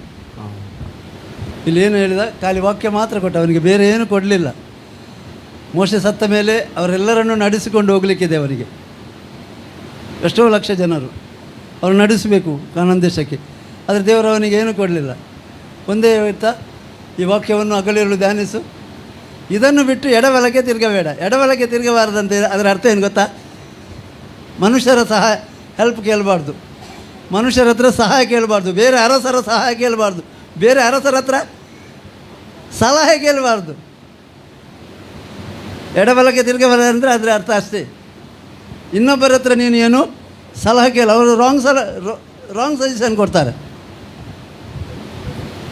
ಈ ವಾಕ್ಯದಲ್ಲಿ ಬರೆದಿರುವುದನ್ನು ಇದನ್ನೇ ಓದು, ಧ್ಯಾನಿಸು, ಆಗ ನೀನು ಸಫಲನಾಗುವಿ. ಆತನು ಸಫಲನಾದ. 31 ಯುದ್ಧ ಜಯಿಸಿದ, ಅವನು ಸಫಲನಾದ. ಅವನ ಸಫಲತೆಯ ಜೀವಿತವನ್ನು ದಾವೀದನು ನೋಡಿದ. ದಾವೀದ ಅದನ್ನು ಹಿಂಬಾಲಿಸ. ಅದಕ್ಕೆ ಅವನು ಕೀರ್ತನೆ 1 ಬರೆಯುವಾಗ ಅದನ್ನೇ ಬರೀತಾನಲ್ಲ. ಏನು ಬರೀತಾನೆ? ದುಷ್ಟರ ಆಲೋಚನೆಯಿಂದ ನಡೆದೆ. ಚೂರು ಓದಿದಾಗ ಎಂಕರೇಜ್ ಆಗ್ತದೆ, ನಮಗೆ ಗೊತ್ತಿರ್ತದೆ. ಆದರೆ ಹೋಗುವಾಗ ಪುನಃ ಚೂರು ಇದಾಗ್ತದೆ. ಯಾವನು ದುಷ್ಟರ ಆಲೋಚನೆ ಅಂತ ನಡೆಯದೆ, ಪಾಪಾತ್ಮರ ಮಾರ್ಗದಲ್ಲಿ ನಿಂತುಕೊಳ್ಳದೆ, ಧರ್ಮನಿಂದಕರೊಡನೆ ಕೂತುಕೊಳ್ಳದೆ, ಯೆಹೋವನ ಧರ್ಮಶಾಸ್ತ್ರದಲ್ಲಿ ಆನಂದ ಪಡುವವನಾಗಿ. ಯೆಹೋವನ ಧರ್ಮಶಾಸ್ತ್ರದಲ್ಲಿ ಆನಂದ ಪಡುವ. ಬೈಬಲ್ ಓದುವಾಗ ಸಂತೋಷ ಪಡಬೇಕು. ನಾವು ವಾಕ್ಯ ಓದುವಾಗ ನಮಗೆ ಸಂತೋಷ ಆಗಬೇಕು. ಅದು ನಮ್ಮ ಹತ್ರ ಮಾತಾಡ್ತದೆ, ಅದರಲ್ಲಿ ಸಂತೋಷ ಪಡ. ಮುಂದೆ ಚೂರೋದಿ. ಅದನ್ನೇ ಹಗಲಿರುಳು ಧ್ಯಾನಿಸ್ತಿರುವ ಅವನೇ ಧನ್ಯನು. ಅವನು ಧನ್ಯನಂದ್ರೆ ಏನು? ಆಶೀರ್ವದಿಸಲ್ಪಟ್ಟವನು, ಭಾಗ್ಯವಂತನು. ಇನ್ನೊಂದು ಅರ್ಥದಲ್ಲಿ ಹೇಳ್ತದೆ ಭಾಗ್ಯವಂತರಂತ. ನಾವು ಭಾಗ್ಯವಂತರು, ನಾವು ಶ್ರೇಷ್ಠರು. ಯಾಕೆ? ನಾವು ದೇವರ ಮಕ್ಕಳು, ನಾವು ಕ್ರೈಸ್ತರಲ್ಲ, ದೇವರ ಮಕ್ಕಳು. ಯೇಸು ಸ್ವಾಮಿ ಕೂಡ ಹೇಳಿದ್ದಾರೆ. ಯೋಹಾನ 17ನೇ ಸಂಧಿ 14ನೇ ವಚನ ನೋಡಿ.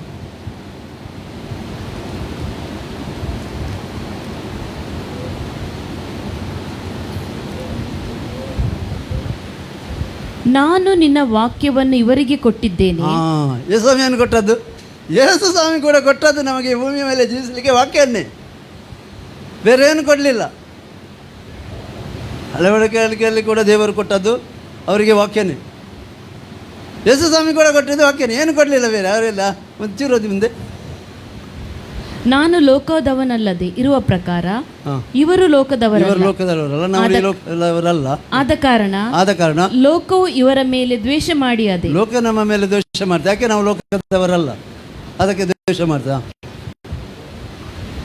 ಇವರನ್ನು ಲೋಕದೊಳಗಿಂದ ತೆಗೆದುಕೊಂಡು ಹೋಗಬೇಕೆಂದು ನಾನು ಕೇಳಿಕೊಳ್ಳುವುದಿಲ್ಲ, ಕೆಡುಕನಿಂದ ತಪ್ಪಿಸಿ ಕಾಪಾಡಬೇಕೆಂದು ಕೇಳಿಕೊಳ್ಳುತ್ತೇನೆ. ಈ ಪ್ರಾರ್ಥನೆ ಯೇಸು ಸ್ವಾಮಿ ಮಾಡಿದೆ, ಕೆಡುಕನ ಕೈಯಿಂದ ತಪ್ಪಿಸಿ ಕಾಪಾಡಬೇಕೆಂದು ಯೇಸು ಸ್ವಾಮಿ ಮಾಡಿದ್ದಾನೆ. ಅದು ಕೆಡುಕ ನಮ್ಮನ್ನು ಮುಟ್ಲಿಕ್ಕೆ ಆಗೋದಿಲ್ಲ. ನಮಗೆ ಗೊತ್ತಿದ್ದರೆ ಕೆಡುಕ ನಮ್ಮನ್ನು ಮುಟ್ಲಿಕ್ಕೆ ಆಗೋದಿಲ್ಲ. ಲೋಕೆಲ್ಲ ಕೆಡುಕನದು, ಆದರೆ ನಾವು ಕೆಡುಕನ ವಶದಲ್ಲಿಲ್ಲ. ನಾವು ದೇವರ ಮಕ್ಕಳಾಗಿದ್ದೇವೆ, ದೇವರ ಮಗನು ನಮ್ಮನ್ನು ಬಿಡಿಸಿದ್ದಾನೆ, ನಾವು ಆತನಲ್ಲಿದ್ದೇವೆ. ಅದರಿಂದ ಯೇಸು ಸ್ವಾಮಿ ಕೂಡ ನಮಗೆ ಕೊಟ್ಟದ್ದೇನೆಂದರೆ ವಾಕ್ಯವನ್ನೇ ಕೊಟ್ಟದ್ದು. ತಂದೆ, ನಿನ್ನ ವಾಕ್ಯವನ್ನು ನಾನು ಇವರಿಗೆ ಕೊಟ್ಟಿದ್ದೇನೆ. ನಾನು ಲೋಕದವನೆಲ್ಲ ಆಗದಿರೋದ್ರಿಂದ ಇವರು ಕೂಡ ಲೋಕದವರಲ್ಲ. ಲೋಕದಿಂದ ತೆಗೆದುಕೊಂಡು ಹೋಗಲಿಕ್ಕೆ ನಾನು ನಿಮ್ಮನ್ನು ಕೇಳಿಕೊಳ್ಳುವುದಿಲ್ಲ, ಆದರೆ ಕೆಡುಕನ ಕೈಯಿಂದ ತಪ್ಪಿಸಿ ಕಾಪಾಡು. ಲೋಕದಲ್ಲಿ ಕೆಡುಕ ಇದ್ದಾನೆ. ಅದರಿಂದ ನಮಗೆ ಈ ಭೂಮಿಯ ಮೇಲೆ ಜೀವಿಸಲಿಕ್ಕೆ ವಾಕ್ಯ ಬೇಕು. ಮೀನು ಜೀವಿಸಬೇಕಾದ್ರೆ ನೀರು ಬೇಕು. ನೀರಿಲ್ಲದೆ ಮೀನು ಜೀವಿಸೋದಾಗೋದಿಲ್ಲ. ಒಬ್ಬ ವಿಶ್ವಾಸಿ ಜೀವಿಸಬೇಕಾದ್ರೆ ಅವನಿಗೆ ದೇವರ ವಾಕ್ಯ ಬೇಕು. ದೇವರ ವಾಕ್ಯ ಇಲ್ಲ ಅಂದರೆ ಅವರು ಜೀವಿಸಲಿಕ್ಕೆ ಆಗೋದಿಲ್ಲ. ದೇವರ ವಾಕ್ಯ ಇದ್ದರೆ ಎಲ್ಲಿ ಹೋದರೂ ನಾವು ಜಯವೇ. ದಾವೀದನು ಕುರಿ ಮೇಯಿಸುವನ ಅರಸಾದದ್ದು ಖಾಲಿ ವಾಕ್ಯದ ಮೂಲಕವೇ. ಅವನು ಹಗಲಿರುಳು ವಾಕ್ಯ ಧ್ಯಾನಿಸ್ತಾ ಇದ್ದ, ದೇವರನ್ನು ಸ್ತುತಿಸ್ತಿದ್ದ, ಘನಪಡಿಸಿದ್ದ, ಕೀರ್ತಿಸ್ತಾ ದೇವರಿಗೆ ಸ್ತೋತ್ರ ಮಾಡುತ್ತಾ ಇದ್ದ. ದೇವರನ್ನು ಘನಪಡಿಸಿ ಯಾವಾಗಲೂ ನೀವು ಕೀರ್ತನೆ ನೋಡಿದರೆ ಕಾಣ್ತದೆ. ಎಲ್ಲ ಕಡೆ ಅವನು ಏನು ಹೇಳ್ತಾನೆಂದರೆ ತನ್ನನ್ನು ತೋರಿಸೋದಿಲ್ಲ, ಎಲ್ಲಿ ಕೂಡ ದೇವರನ್ನೇ ತೋರಿಸ್ತಾನೆ. ಅದಕ್ಕೆ ಅವನಿಗೆ ಗೋಲಿಯಾತನ ಮುಂದೆ ನಿಲ್ಲಲಿಕ್ಕೆ ಆಯಿತು. ಇಸ್ರೇಲರಿಗೆ ಗೊತ್ತಿರಲಿಲ್ಲ, ಇಸ್ರೇಲರು ಭಯಪಟ್ಟರು ಗೋಲಿಯಾತನನ್ನು ನೋಡಿ. ಅರಸ ಸೌಲ ದೊಡ್ಡ ಪರ್ಸನಾಲಿಟಿ, ಗೊತ್ತಲ್ಲ, ಬೈಬಲ್ನಲ್ಲಿ ಬರ್ತದೆ. ಎಲ್ಲರೂ ಅವನ ಬೇರೆಯವರೆಲ್ಲ ಭುಜದವರೆಗೆ ಬರ್ತಿದ್ರು, ಬೇರೆ ಜನರು. ಅವನು ಅಷ್ಟು ಹೈಟ್ ಇದ್ದವನು ಸೌಲ. ಆದರೆ ದಾವೀದ ಚಿಕ್ಕ ಹುಡುಗ. ಗೋಲಿಯಾತ ಕೂಡ ದೊಡ್ಡವನು, 9 ಫೀಟ್ ಅವನು. ಅವನನ್ನು ನೋಡಿ ಸೌಲ ಭಯಪಟ್ಟ, ಮಗ ಭಯಪಟ್ಟ, ಇಲ್ಲ ಇಸ್ರೇಲರು ಎಲ್ಲರೂ ಭಯಪಟ್ಟರು. ಆದರೆ ದಾವೀದ ಭಯಪಡಲಿಲ್ಲ. ಯಾಕೆ? ಅವನಿಗೆ ತನ್ನ ದೇವರ ಬಗ್ಗೆ ಗೊತ್ತಿತ್ತು, ಅವನಿಗೆ ಒಡಂಬಡಿಕೆ ಗೊತ್ತಿತ್ತು, ದೇವರನ್ನು ತಿಳಿದುಕೊಂಡಿದ್ದ. ಅವನು ದೇವರನ್ನು ತಿಳಿದುಕೊಂಡ್ರಿಂದ ಅವನು ಭಯನೇ ಪಡಲಿಲ್ಲ. ಅವನು ಹೇಳ್ತಾನೆ, ಅವರು ಭಯಪಟ್ಟರು. ಓಕೆ ಹೇಳ್ತದೆ, ತೆಗೆದುಬೇಕಾದ್ರೆ ಬೇಡ. ಅಲ್ಲಿ 1 ಸಾಮ್ಯಲ 17:10 ನೋಡ್ತೇವೆ, ಅವರ ಎದೆ ಬಡದು ಹೋಯ್ತಂತ. ಅವರು ಹೇಳುವಾಗ ಎದೆ ಒಡೆದು ಅಷ್ಟು ಭಯಪಟ್ಟರು. ಆದರೆ ಗೋಲಿಯಾತನಲ್ಲಿ ಏನು ದಾವೀದ ಬಂದು ನೋಡ್ತಾನೆ, ಅವನು ಹೇಳುವ ಮಾತುಗಳನ್ನು ಹೇಳ್ತಾನೆ, ಹಾಂ, ಇವನು ಸುನ್ನತಿಲ್ಲದವನು, ಇವನು ಎಷ್ಟರ ಅವನು ಸುನ್ನತಿಲ್ಲ ಅಂದರೆ ಒಡಂಬಡಿಕೆ ಇಲ್ಲ, ದೇವರಿಗೆ ಅವನಿಗೆ ಯಾವ ಸಂಬಂಧ ಇಲ್ಲ, ದೇವರ ಅವನೊಟ್ಟಿಗಿಲ್ಲ. ಇಸ್ರೇಲರ ಸಂಗಡ ದೇವರಿದ್ದಾನೆ. ಅದರಿಂದ ಅವನು ಹೇಳ್ತಾನೆ, ಇವನು ಎಂಥವನು, ಇವನೇನು, ಅವನೇನು ಅಂತ ಚೀಪ್. ಹೀಗೆ ಇವರೆಲ್ಲರೂ ಭಯಪಡ್ತಾನೆ. ಅವನೊಂದು ನಾಯಿಮರಿಗೆ ಹೇಳಿದಾಗೆ, ಈ ಸುನ್ನತಿಲ್ಲದವನು ಎಷ್ಟರವನು ಇನ್ಸಲ್ಟ್ ಮಾಡಿ ಹೀಗೆ ಎಂಚಿನ ಅಂತ ಹೇಳ್ತಾರೆ. ಏನಾ ಅವನೆಂಥದ್ದು, ಅವನಿಗೆ ದೇವರಿಲ್ಲದವನು, ಅವನಿಗೆ ಒಡಂಬಡಿಕೆ ಇಲ್ಲ. ಎಷ್ಟು ಇಲ್ಲ ಮಾತು. ಯಾಕೆ? ತಿಳಿದುಕೊಂಡಿದ್ದ ತನ್ನ ದೇವರನ್ನು. ಅದಕ್ಕೆ ದಾನಿಯೇಲ ಕೂಡ ಹೇಳ್ತಾನೆ, ತನ್ನ ದೇವರನ್ನು ಅರಿತುಕೊಂಡವರು ಬಲಾಢ್ಯರಾಗ್ತಾರೆ, ಕೃತಾರ್ಥರಾಗಿರ್ತಾರೆ ಅಂತ. ದಾನಿಯೇಲನು ದೇವರನ್ನು ಅರಿತುಕೊಂಡು. ಅದರಿಂದ ನಾವು ನಮ್ಮ ತಂದೆಯನ್ನು ತಿಳಿದುಕೊಳ್ಳಬೇಕು, ಹೆಚ್ಚೆಚ್ಚಾಗಿ ತಿಳಿದುಕೊಳ್ಳಬೇಕು. ತಂದೆಯ ಪ್ರೀತಿಯನ್ನು ತಿಳಿಬೇಕು. ತಂದೆಯ ಪ್ರೀತಿಯನ್ನು ನಮಗೆ ಯೇಸು ಸ್ವಾಮಿ ಪ್ರಕಟಿಸಿದ. ಇವತ್ತು ಪ್ರಕಟಿಸಿದ್ದು ಪರಿಶುದ್ಧಾತ್ಮ. ತಂದೆಯನ್ನು ಯೇಸು ಸ್ವಾಮಿ ಪ್ರಕಟಿಸ್ತಾನೆ. ಆತನು ಎಷ್ಟು ಒಳ್ಳೆಯವನೆಂಬುದು. ಆತನು ಒಳ್ಳೆಯವನು, ಎಲ್ಲ ಒಳ್ಳೆಯದಕ್ಕೆ ಆತನೇ ಮೂಲ. ಯಾಕೋ ಬರೀತಾನೆ, ಕುಂದಿಲ್ಲದೆಲ್ಲ ಒಳ್ಳೆಯದನಗಳು ಬೆಳಕಿಗೆ ಮೂಲನಾದ ಆತನಿಂದ ಬರ್ತದೆ. ಆತನು ಬೆಳಕಿಗೆ ಮೂಲನು, ಆತನಿಂದ ಒಳ್ಳೆಯದೇ ಬರ್ತದೆ, ಕೆಟ್ಟದ್ದು ಬರೋದಿಲ್ಲ. ಯಾವುದೇ ವ್ಯಾಧಿ ರೋಗಗಳು ಆತನಲ್ಲಿ ಬರೋದಿಲ್ಲ. ಯಾವುದೇ ಇನ್ನೊಂದು ಕಡೆಯಲ್ಲಿ ಹೀಗೆ ಬರೀತಾನೆ, ಕೀರ್ತನೆ 5:4 ವಚನ ಇರಬೇಕು ನೋಡಿ. ಏನಂದರೆ, ಕೆಟ್ಟದು ನಿನ್ನ ಬಳಿಯಲ್ಲಿ ತಂಗಲಾರದು, ಕೆಟ್ಟದು ನಿನ್ನ ಬಳಿಯಲ್ಲಿ ತಂಗಲಾರದು ಅಂತ ಹೇಳ್ತಾನೆ. ಅಂದರೆ ದೇವರ ಬಳಿಯಲ್ಲಿ ಕೆಟ್ಟದ್ದು ಇರೋದಿಲ್ಲ, ನಮಗೆ ಕೂಡ ಕೆಟ್ಟದ್ದು ನಮ್ಮ ಬಳಿಯಲ್ಲಿ ತಂಗಬಾರ್ದು. ದೇವರಲ್ಲಿ ಕೆಟ್ಟದಿಲ್ಲ. ಕೆಲವರು ಕಷ್ಟ ಬಂದಾಗ ಹೇಳ್ತಾರೆ ದೇವರು ನಮಗೆ ಕಷ್ಟ ಕೊಟ್ಟಿದ್ದಾನೆ ಅಂತ. ನಮಗೆ ಬಡತನ ಕೊಟ್ಟಿದ್ದಾನೆ, ರೋಗ ಕೊಟ್ಟಿದ್ದಾನೆ, ಕಷ್ಟ ಕೊಟ್ಟಿದ್ದಾನೆ. ಆತನಲ್ಲಿ ಅದಿಲ್ಲ. ಅದು ಯೇಸು ಸ್ವಾಮಿ ಸ್ಪಷ್ಟವಾಗಿ ಹೇಳಿದ್ದಾರೆ.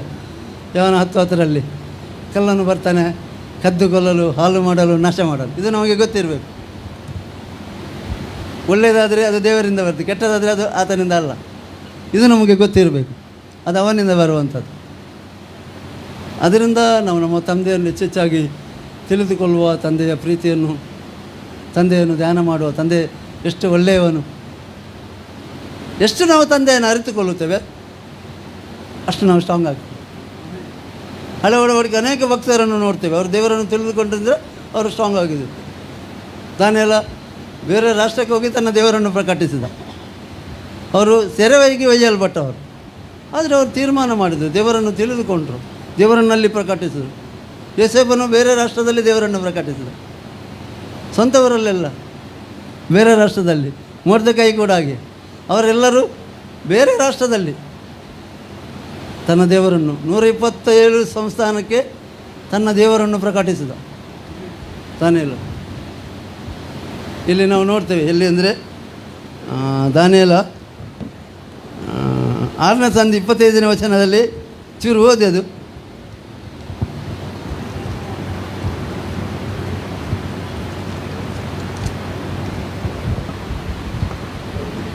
ಆಗ ರಾಜನಾದ ದಾರ್ಯಾವೇಶನು ಲೋಕದಲ್ಲೆಲ್ಲ ವಾಸಿಸುವ ಸಕಲ ಜನಾಂಗ ಕುಲ ಭಾಷೆಗಳವರಿಗೆ ಈ ಪ್ರಸಿದ್ಧ ಪತ್ರವನ್ನು ಬರೆಯಿಸಿದನು. ನಿಮಗೆ ಸುಖವೂ ಹೆಚ್ಚೆಚ್ಚಾಗಲಿ. ನಾನಾಳುವ ರಾಜ್ಯದವರೆಲ್ಲರೂ ದಾನಿಯೇಲನ ದೇವರಿಗೆ ಭಯಭಕ್ತಿಯಿಂದ ನಡೆದುಕೊಳ್ಳಬೇಕೆಂದು. ಇಲ್ಲಿ ಅರಸನಿಂದ ಇಲ್ಲಿ ಏನಾಯಿತು, ದಾನಿಯೇಲನ ಮೂಲಕ ಸರ್ಕಾರ ಬದಲಾಯಿತು. ಪೂರ್ತಿ ಸರ್ಕಾರವೇ ಬದಲಾಯಿತು. ಸರ್ಕಾರದ ಕಾನೂನು ಬದಲಾಯಿತು. ಕಾನೂನನ್ನೇ ಬದಲು ಮಾಡಿದ. ನಿಮಗೆ ಸುಖ ಬೇಕಾ, ಸಮಾಧಾನ ಬೇಕಾ, ನಿಮಗೆ ಒಳ್ಳೆಯದಾಗಬೇಕಾ, ದಾನಿಯೇಲನ ದೇವರಿಗೆ ಅಡ್ಡಬಿಲ್ಲಿರಿ, ದೇವರನ್ನು ಆರಾಧಿಸಿರಿ. ಅವರು ಸೆರೆಗೆ ಒಯ್ಯಲ್ಪಟ್ಟು ಅವರು ದೇವರನ್ನು ಪ್ರಕಟಿಸಿದಲ್ಲಿ. ಮುಂದೆ ಓದಿ. ನಾನಾಳುವ ರಾಜ್ಯದವರೆಲ್ಲರೂ ದಾನಿಯೇಲನ ದೇವರಿಗೆ ಭಯಭಕ್ತಿಯಿಂದ ನಡೆದುಕೊಳ್ಳಬೇಕೆಂದು ನಾನಾಳುವ ರಾಜ್ಯದವರೆಲ್ಲ, ಆಜ್ಞಾಪಿಸುತ್ತೇನೆ. ಅವನು 127 ರಾಷ್ಟ್ರಗಳಿಗೆ ಚಕ್ರವರ್ತಿಯಾಗಿದ್ದ.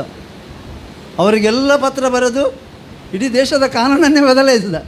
ಇದನ್ನು ಧ್ಯಾನ ಮಾಡಿದರೆ ನೀವು ಯಾವತ್ತಾದರೂ ಇದನ್ನು ಧ್ಯಾನಿಸಿರಿ. ಇದು ಧ್ಯಾನ ಮಾಡಿದರೆ ಈ ಎಲ್ಲ ಚಿಲ್ಲಿಬಿಲ್ಲಿ ನಮಗೆ ಕ್ಯಾರೇ ಇಲ್ಲ, ಇದಕ್ಕೆಲ್ಲ ನಾವು ಭಯಪಡುವುದಿಲ್ಲ. ಅವರು ಸೆರೆಗೆ ಒಯ್ಯಲ್ಪಟ್ಟವರು, ಯಾವ ಅಧಿಕಾರ ಇಲ್ಲ, ಅವರು ಗುಲಾಮರಾಗಿ ಒಯ್ಯಲ್ಪಟ್ಟಂಥವರು. ಅಲ್ಲಿ ಹೋಗಿ ತನ್ನ ದೇವರನ್ನು ಪ್ರಕಟಿಸಿದರು. ಆದರೆ ಅವರು ತೀರ್ಮಾನ ಮಾಡಿದ್ದಾರೆ, ಅವರಲ್ಲಿ ಕೆಲವು ತೀರ್ಮಾನಗಳಿದ್ದವು. ಮುಂದೆ ಓದಿ.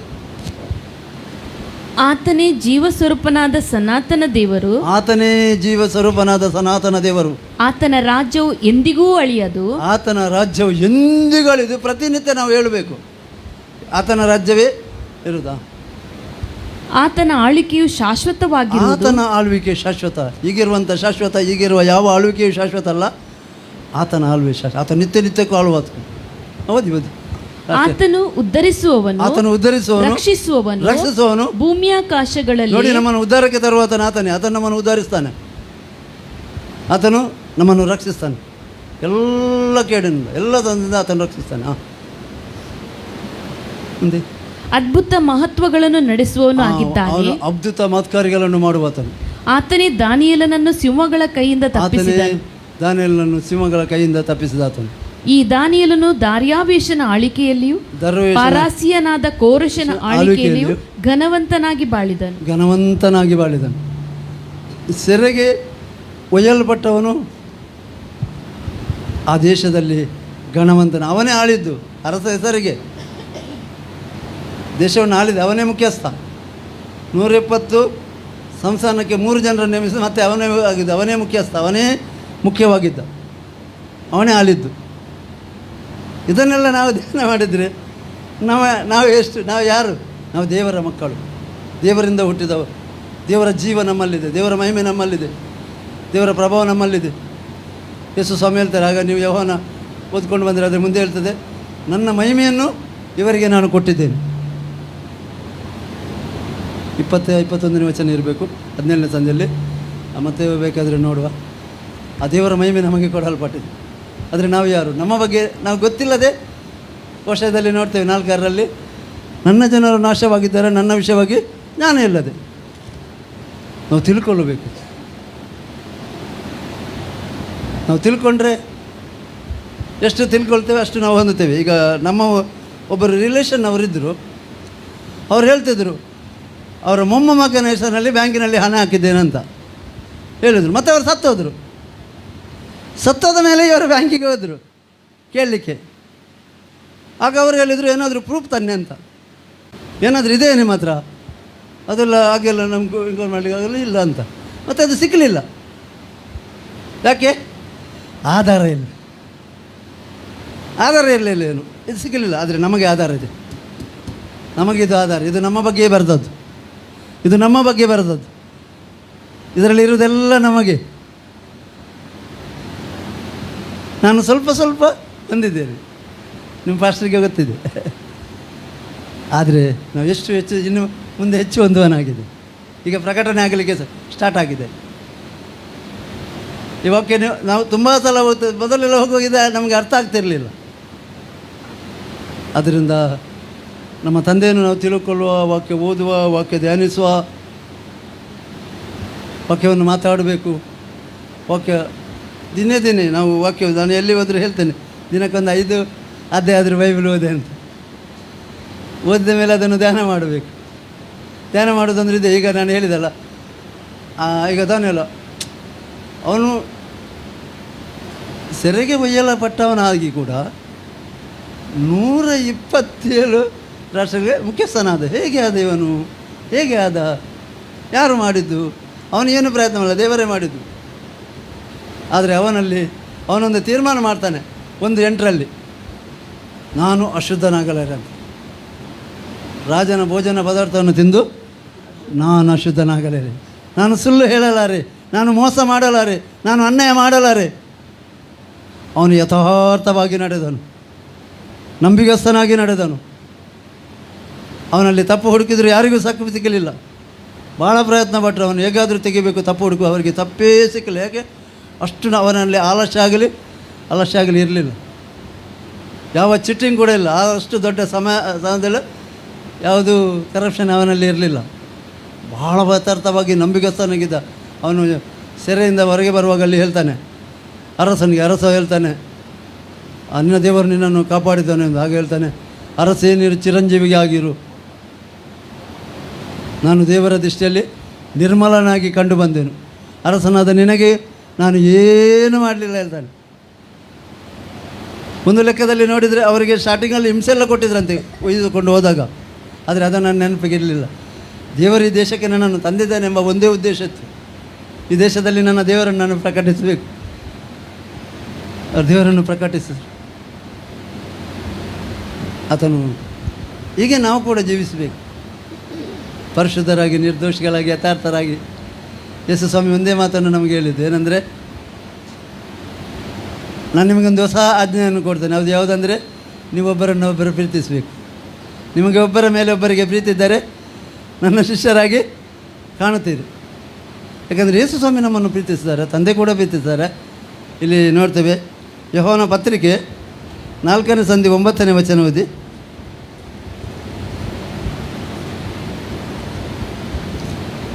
ಯೋಹಾನ ಪತ್ರಿಕೆ ಪ್ರಿಯರೇ, ಅನೇಕ ಮಂದಿ ಸುಳ್ಳು ಅದಲ್ಲ 4:9.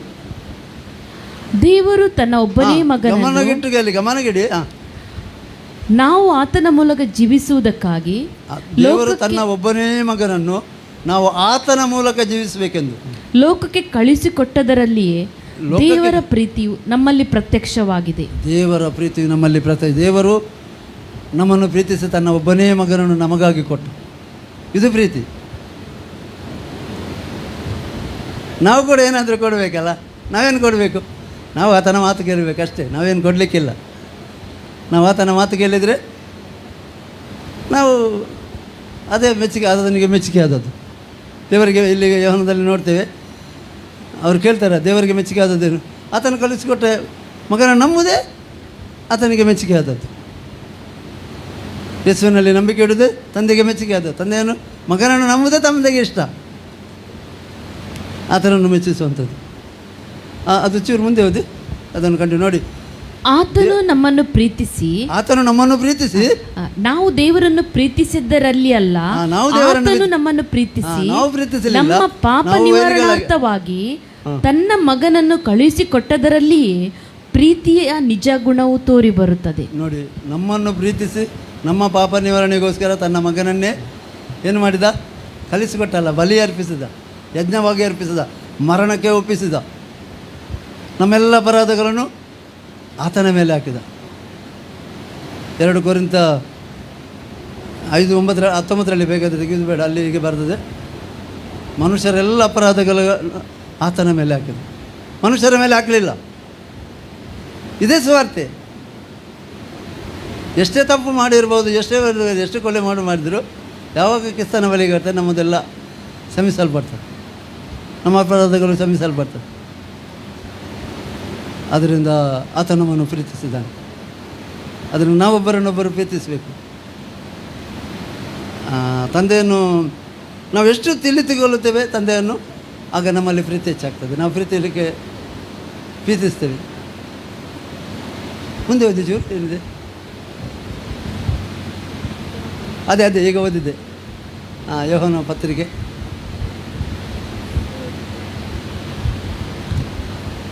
ತೆಗೆದಿರಾ?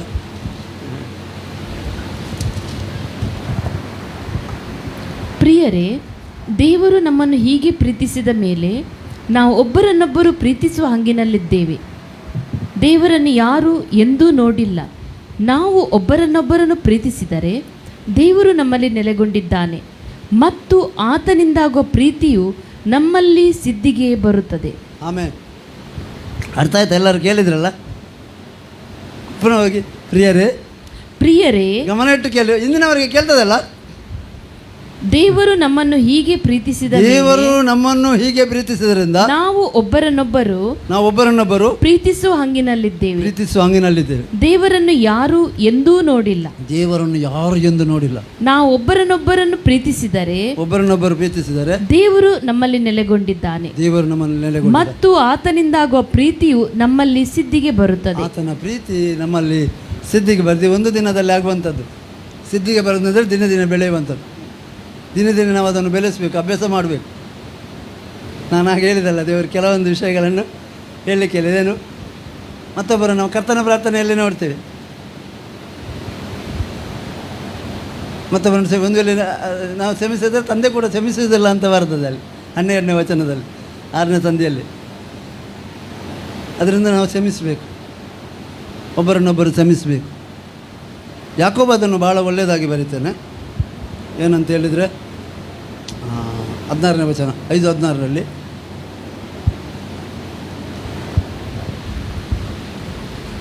ಹೀಗಿರಲು ನೀವು ಸ್ವಸ್ಥವಾಗಬೇಕಾದರೆ ನಿಮ್ಮ ಪಾಪಗಳನ್ನು ಒಬ್ಬರಿಗೊಬ್ಬರು ಅರಿಕೆ ಮಾಡಿ ಒಬ್ಬರಿಗೋಸ್ಕರ ಒಬ್ಬರು ದೇವರನ್ನು ಪ್ರಾರ್ಥಿಸಿರಿ. ಇಲ್ಲಿ ಏನಂತೆ ಇದರ ಅರ್ಥ ಏನು ಗೊತ್ತಾ? ನೀವು ಕೆಲವು ಸಲ ಕೆಲವರಿಗೆ ಗುಣ ಆಗುವುದಿಲ್ಲ. ಏನಂದರೆ ಅವರು ಇನ್ನೊಬ್ಬರನ್ನು ಕ್ಷಮಿಸುವುದಿಲ್ಲ, ಅವರಿಗೆ ದೋಷ ಇದಿರ್ತದೆ ಭಾಳ ಹಗಿತನ. ಕೆಲವರು ಹೇಳ್ತಾರೆ ಏನು ಬೇಕಾದರೂ ಮಾಡಿದೆ, ಅವರನ್ನು ಕ್ಷಮಿಸಲಿಕ್ಕೆ ಆಗೋದಿಲ್ಲ, ಅವ್ರ ಹತ್ರ ಮಾತಾಡಲಿಕ್ಕೆ ಆಗೋದಿಲ್ಲ ಅಂತ. ಇದರ ನಿಜವಾದ ಅರ್ಥ ಏನಂದರೆ,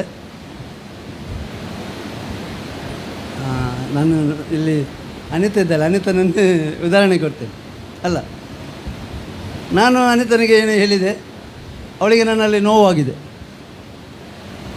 ನನ್ನ ಮೇಲೆ ಅವಳಿಗೆ ತುಂಬ ಬೇಸರ ಇದೆ, ನಾನು ಹೇಳಿದ್ದಕ್ಕೆ ಅವಳಿಗೆ ತುಂಬ ಬೇಸರ ಇದೆ ಅಂತ ಅನಿಸು. ನನಗೆ ಅದು ಗೊತ್ತಾಯಿತು, ಒಂದಿನ ಇದಾಯಿತು. ಅವಳು ಬೇಸರದಲ್ಲಿ ನನಗೆ ಸ್ವಸ್ಥ ಆಗ್ತಾ, ನಾನು ಗುಣ ಆಗ್ತಾ ಇಲ್ಲ. ಆಗ ನನಗೆ ಗೊತ್ತಾಯಿತು, ನಾನು ಅನಿತನಿಗೆ ನೋವು ಮಾಡಿದ್ದೇನೆ, ಅದರಿಂದ ಅಮಿತಾಗೆ ನೋವು ಮಾಡಿದ್ದೇನೆ, ಅದರಿಂದಲೇ ಹೇಗೆ ಆಯ್ತು ಅಂತ. ನಾನು ಅಮಿತಾಗೆ ಹೋಗಿ ನಿಮ್ಮ ಪಾಪವನ್ನು ಒಬ್ಬರಿಗೊಬ್ಬರು ಆರೈಕೆ ಮಾಡಿದ್ರೆ ಎಲ್ಲರ ಹತ್ರ ಅಲ್ಲ, ನಾನು ಅನಿತನಿಗೆ ನೋವು ಮಾಡಿದ್ದೇನೆ, ನಾನು ಅಮಿತನ ಹತ್ರ ಹೋಗಿ ಕ್ಷಮೆ ಕೇಳ್ತೇನೆ. ಏನು ಹೇಳ್ತೇನೆ, ಅಮಿತಾ ವೆರಿ ಸಾರಿ, ನಾನೇನದು ಮಾಡಿ.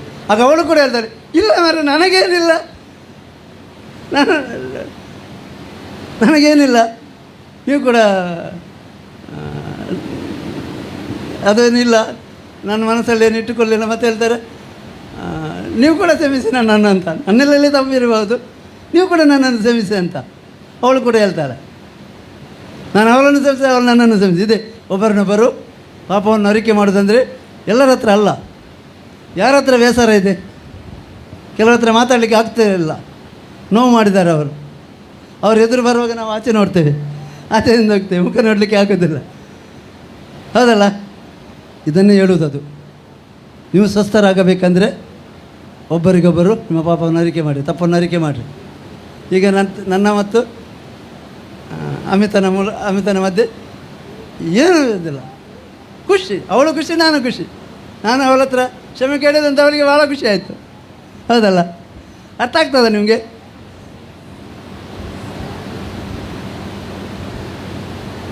ಒಂದು ವೇಳೆ ನಾನು ಅಸ್ವಸ್ಥ ಏನಾದರೂ ಇದ್ದರೂ ನಾನು ಕ್ಲಿಯರ್ ಆಗ್ತೇನೆ. ಇದೇ ಭಾಳ ಅದಕ್ಕೆ ತುಂಬ ಆಧಾರ ಇದೆ. ಮತ್ತು 18ನೇ ಸಂಧಿಯಲ್ಲಿ ನಾವು ನೋಡ್ತೇವೆ, ಅದನ್ನು ಹೇಳೋದಿಲ್ಲ, ಬಿಡಿಸಲಿಕ್ಕೆಲ್ಲ ಸಮಯ ಇಲ್ಲ. ಅಲ್ಲಿ ಹೀಗೆ ಬರ್ತದೆ, ಒಬ್ಬನದು ಕೋಟಿ ಸಾಲ ಮಣ್ಣಾಗ್ತದೆ. ಹೌದಲ್ಲ? ಗೊತ್ತಿದೆಲ್ಲ ಎಲ್ಲರಿಗೆ. ಆದರೆ ಅವನಿಗೊಬ್ಬ 100 ರೂಪಾಯಿ ಕೊಡಲಿಕ್ಕಿದೆ, ಅವನದು ಬಂದವನೇನು ಮಾಡ್ತಾನೆ, ಕೊರಳು ಹಿಡಿತಾನೆ. ಈ ನ್ಯೂಸ್ ಯಾರಿಗೆ ಹೋಗ್ತದೆ? ಕೋಟಿ ಶ್ರಮಿಸಿದವನಿಗೆ ನ್ಯೂಸ್ ಹೋಗ್ತದೆ. ಅವನು ಹೇಳ್ತಾನೆ, ನಾನು ಅವನದೆಲ್ಲ ಶ್ರಮಿಸಿಬಿಟ್ಟೆ, ಇವನು 100 ರೂಪಾಯಿಗೆ ಶ್ರಮಿಸಿ ಬಿಡಲಿಲ್ವ ಅಂತ ಹಿಡಿತದಾನೆ ಅವರನ್ನು ಪೀಡಿಸುವವರ ಕೈಗೆ ಕೊಡಿರಂತ ಇದೆ ಅಲ್ಲಿ ವಾಕ್ಯ. ತೀರಿಸುವವರೆಗೆ ಸಾಲ ನಿನ್ನನ್ನು ಬಿಡುವುದಿಲ್ಲ. ಪೀಡಿಸುವವರ ಕೈ. ಪೀಡಿಸೋದು ಯಾರು? ಸೈತಾನ ಪೀಡಿಸೋದು. ನಾವು ಶ್ರಮಿಸದಿದ್ದರೆ ಪೀಡಿಸುವವರ ಕೈಯಲ್ಲಿರ್ತೇವೆ.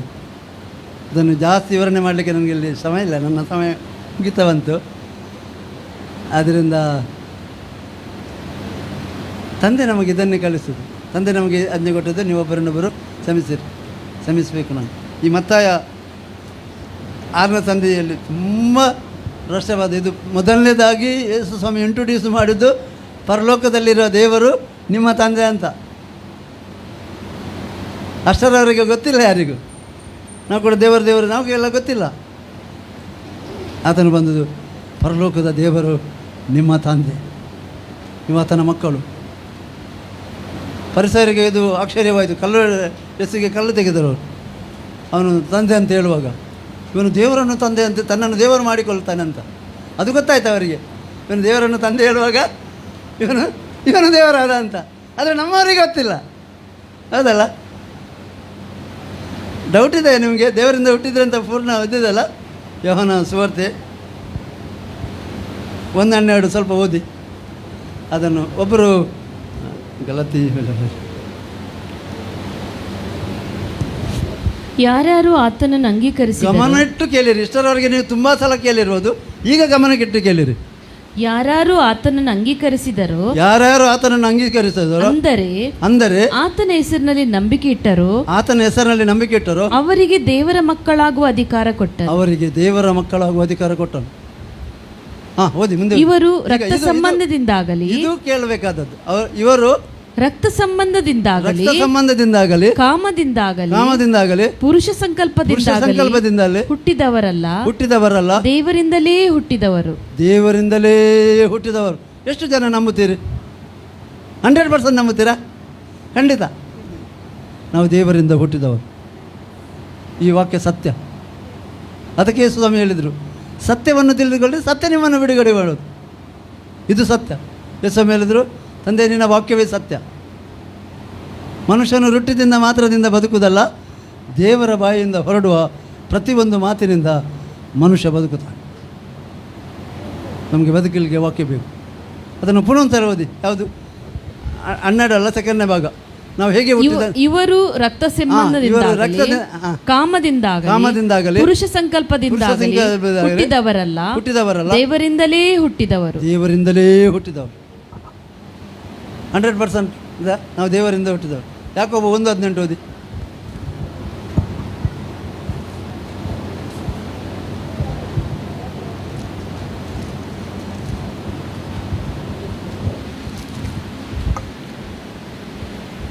ಆತನು ತನ್ನ ಸುಚಿತ್ತದ ಪ್ರಕಾರ ಸತ್ಯ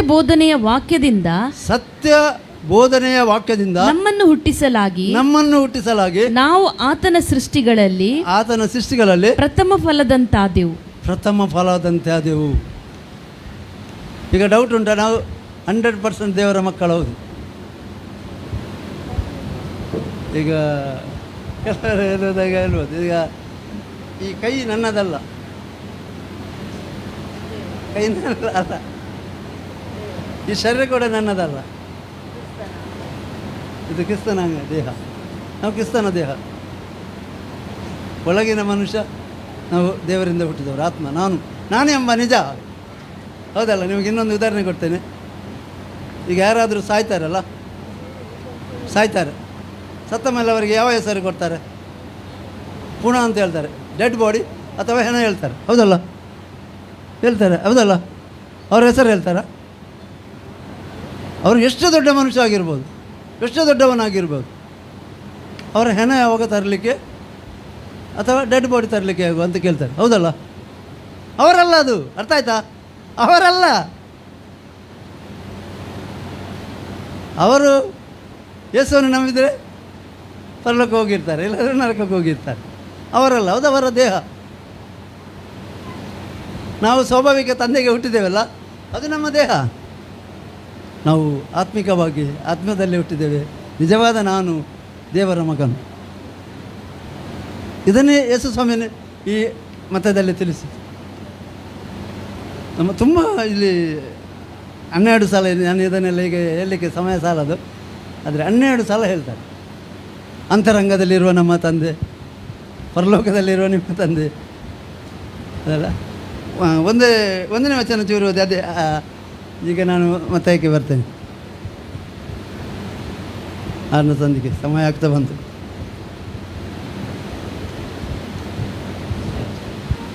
ಮತ್ತೆ 6ನೇ ಸಂಧಿ ಒಂದನೇ ವಚನ ಇಲ್ಲ, ಅಲ್ಲಿ ಫಸ್ಟ್ ಹೇಳ್ತಾನೆ. ಈ ಕಾರಣದಿಂದ ನಮ್ಮ ಪ್ರಾಣಧಾರಣೆಗೆ ಏನು ಊಟ ಮಾಡಬೇಕು? ಅಲ್ಲ, ಮತ್ತೆ 6:1 ನೋಡಿ. 6 ಜನರು ನೋಡಲಿ ಎಂದು ನಿಮ್ಮ ಧರ್ಮ ಕಾರ್ಯಗಳನ್ನು ಅವರ ಮುಂದೆ ಮಾಡಬಾರದು, ನೋಡಿರಿ. ಹಾಗೆ ಮಾಡಿದರೆ ಪರಲೋಕದಲ್ಲಿರುವ ನಿಮ್ಮ ತಂದೆಯ ಹತ್ತಿರ ನಿಮಗೆ ಫಲ ದೊರೆಯದು. ಇಲ್ಲಿಂದ ಸ್ಟಾರ್ಟ್ ಆಗ್ತದೆ. ಫಸ್ಟ್ ಹೇಳ್ತದೆ ಪರಲೋಕದಲ್ಲಿರುವ ತಂದೆಯಿಂದ ಫಲ ಸಿಗುವುದಿಲ್ಲ. ಯಾಕೆ? ಜನರು ನೋಡಬೇಕಂತ ಮಾಡಿದರೆ, ಜನರ ಮುಂದೆ ನಾವೇನಾದರೂ ಮಾಡಿದರೆ, ನಾವು ತೋರಿಸಬೇಕಂತ ಮಾಡಿದರೆ. ಇನ್ನೊಂದು ಮುಂದೆ ಹೇಳ್ತಿಲ್ಲ, ಬಲ ಕೈ ಕೊಟ್ಟದ್ದು ಎಡ ಕೈಗೆ ಗೊತ್ತಾಗುತ್ತೆ. ಎಡ ಕೈ ಅಂದರೆ ಹೆಂಡತಿ. ಕೆಲವರು ಹೆಂಡತಿಗೆ ಹೇಳಿದರೆ ಹೆಂಡತಿ ಅಷ್ಟು ಕೊಡಲಿಕ್ಕೆ ಬಿಡೋದಿಲ್ಲ. ಬೈಬಲಲ್ಲಿ ಕೂಡ ನಾವು ನೋಡ್ತೇವೆ. ಅನೇ ಸಫರಲ್ಲಿ ಅವನು ಕೊಡಲಿಕ್ಕೆ ತೀರ್ಮಾನ ಮಾಡಿದ, ಆದರೆ ಹೆಂಡತಿ ಬಿಡಲಿಲ್ಲ, ತಡೆದು ಅಷ್ಟಕ್ಕೆ ಕೊಡಬೇಕಂತ. ಇಬ್ಬರು ಸತ್ತೋದ್ರು, ಹೌದಲ್ಲ? ಆದ್ದರಿಂದ ದೇವರ ವಾಕ್ಯಕ್ಕೆ ನಾವು ವಿಧೇಯರಾಗಬೇಕು. ಎಷ್ಟು ನಾವು ದೇವರ ವಾಕ್ಯವನ್ನು ಕೇಳುತ್ತೇವೆ, ಅದು ದೇವರನ್ನು ಮಹಿಮೆ ಪಡಿಸ್ತದೆ. ದೇವರಿಗೆ ಮಹಿಮೆ ಇಷ್ಟ ಆಗ್ತದೆ.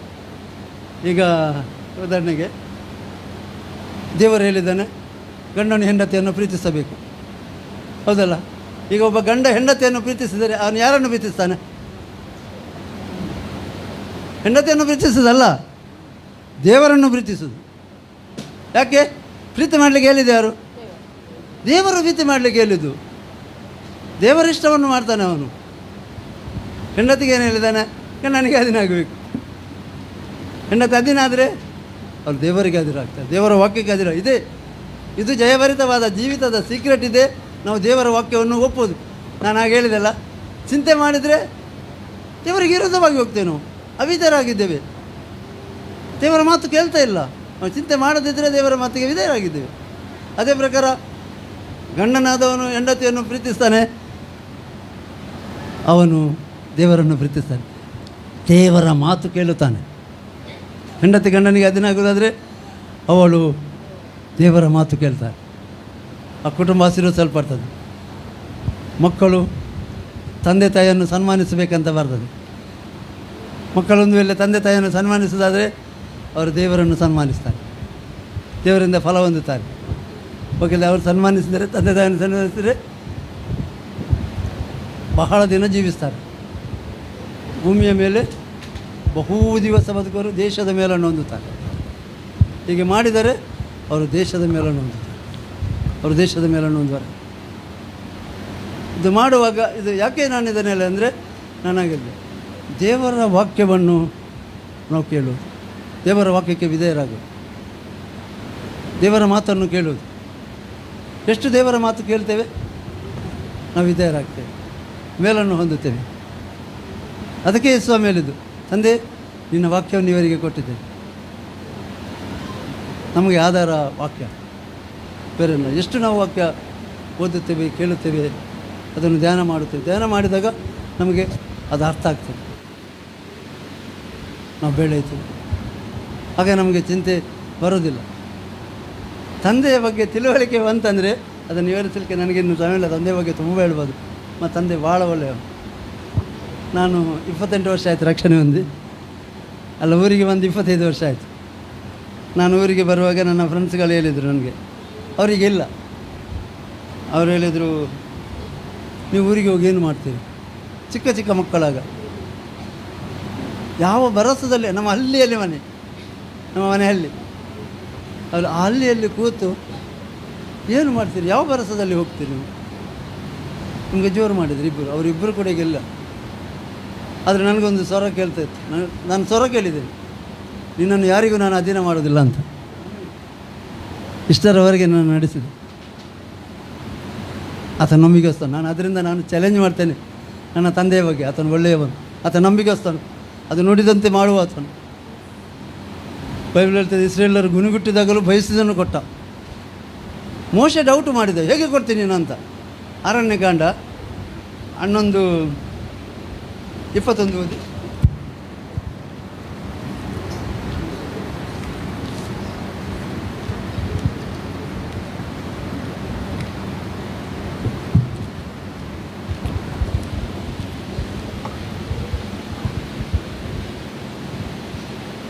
ಅದಕ್ಕೆ ಮೋಶೆ, ನನ್ನ ಸಂಗಡ ಇರುವ ಜನರು 6 ಲಕ್ಷ ಕಾಲಾಳುಗಳು.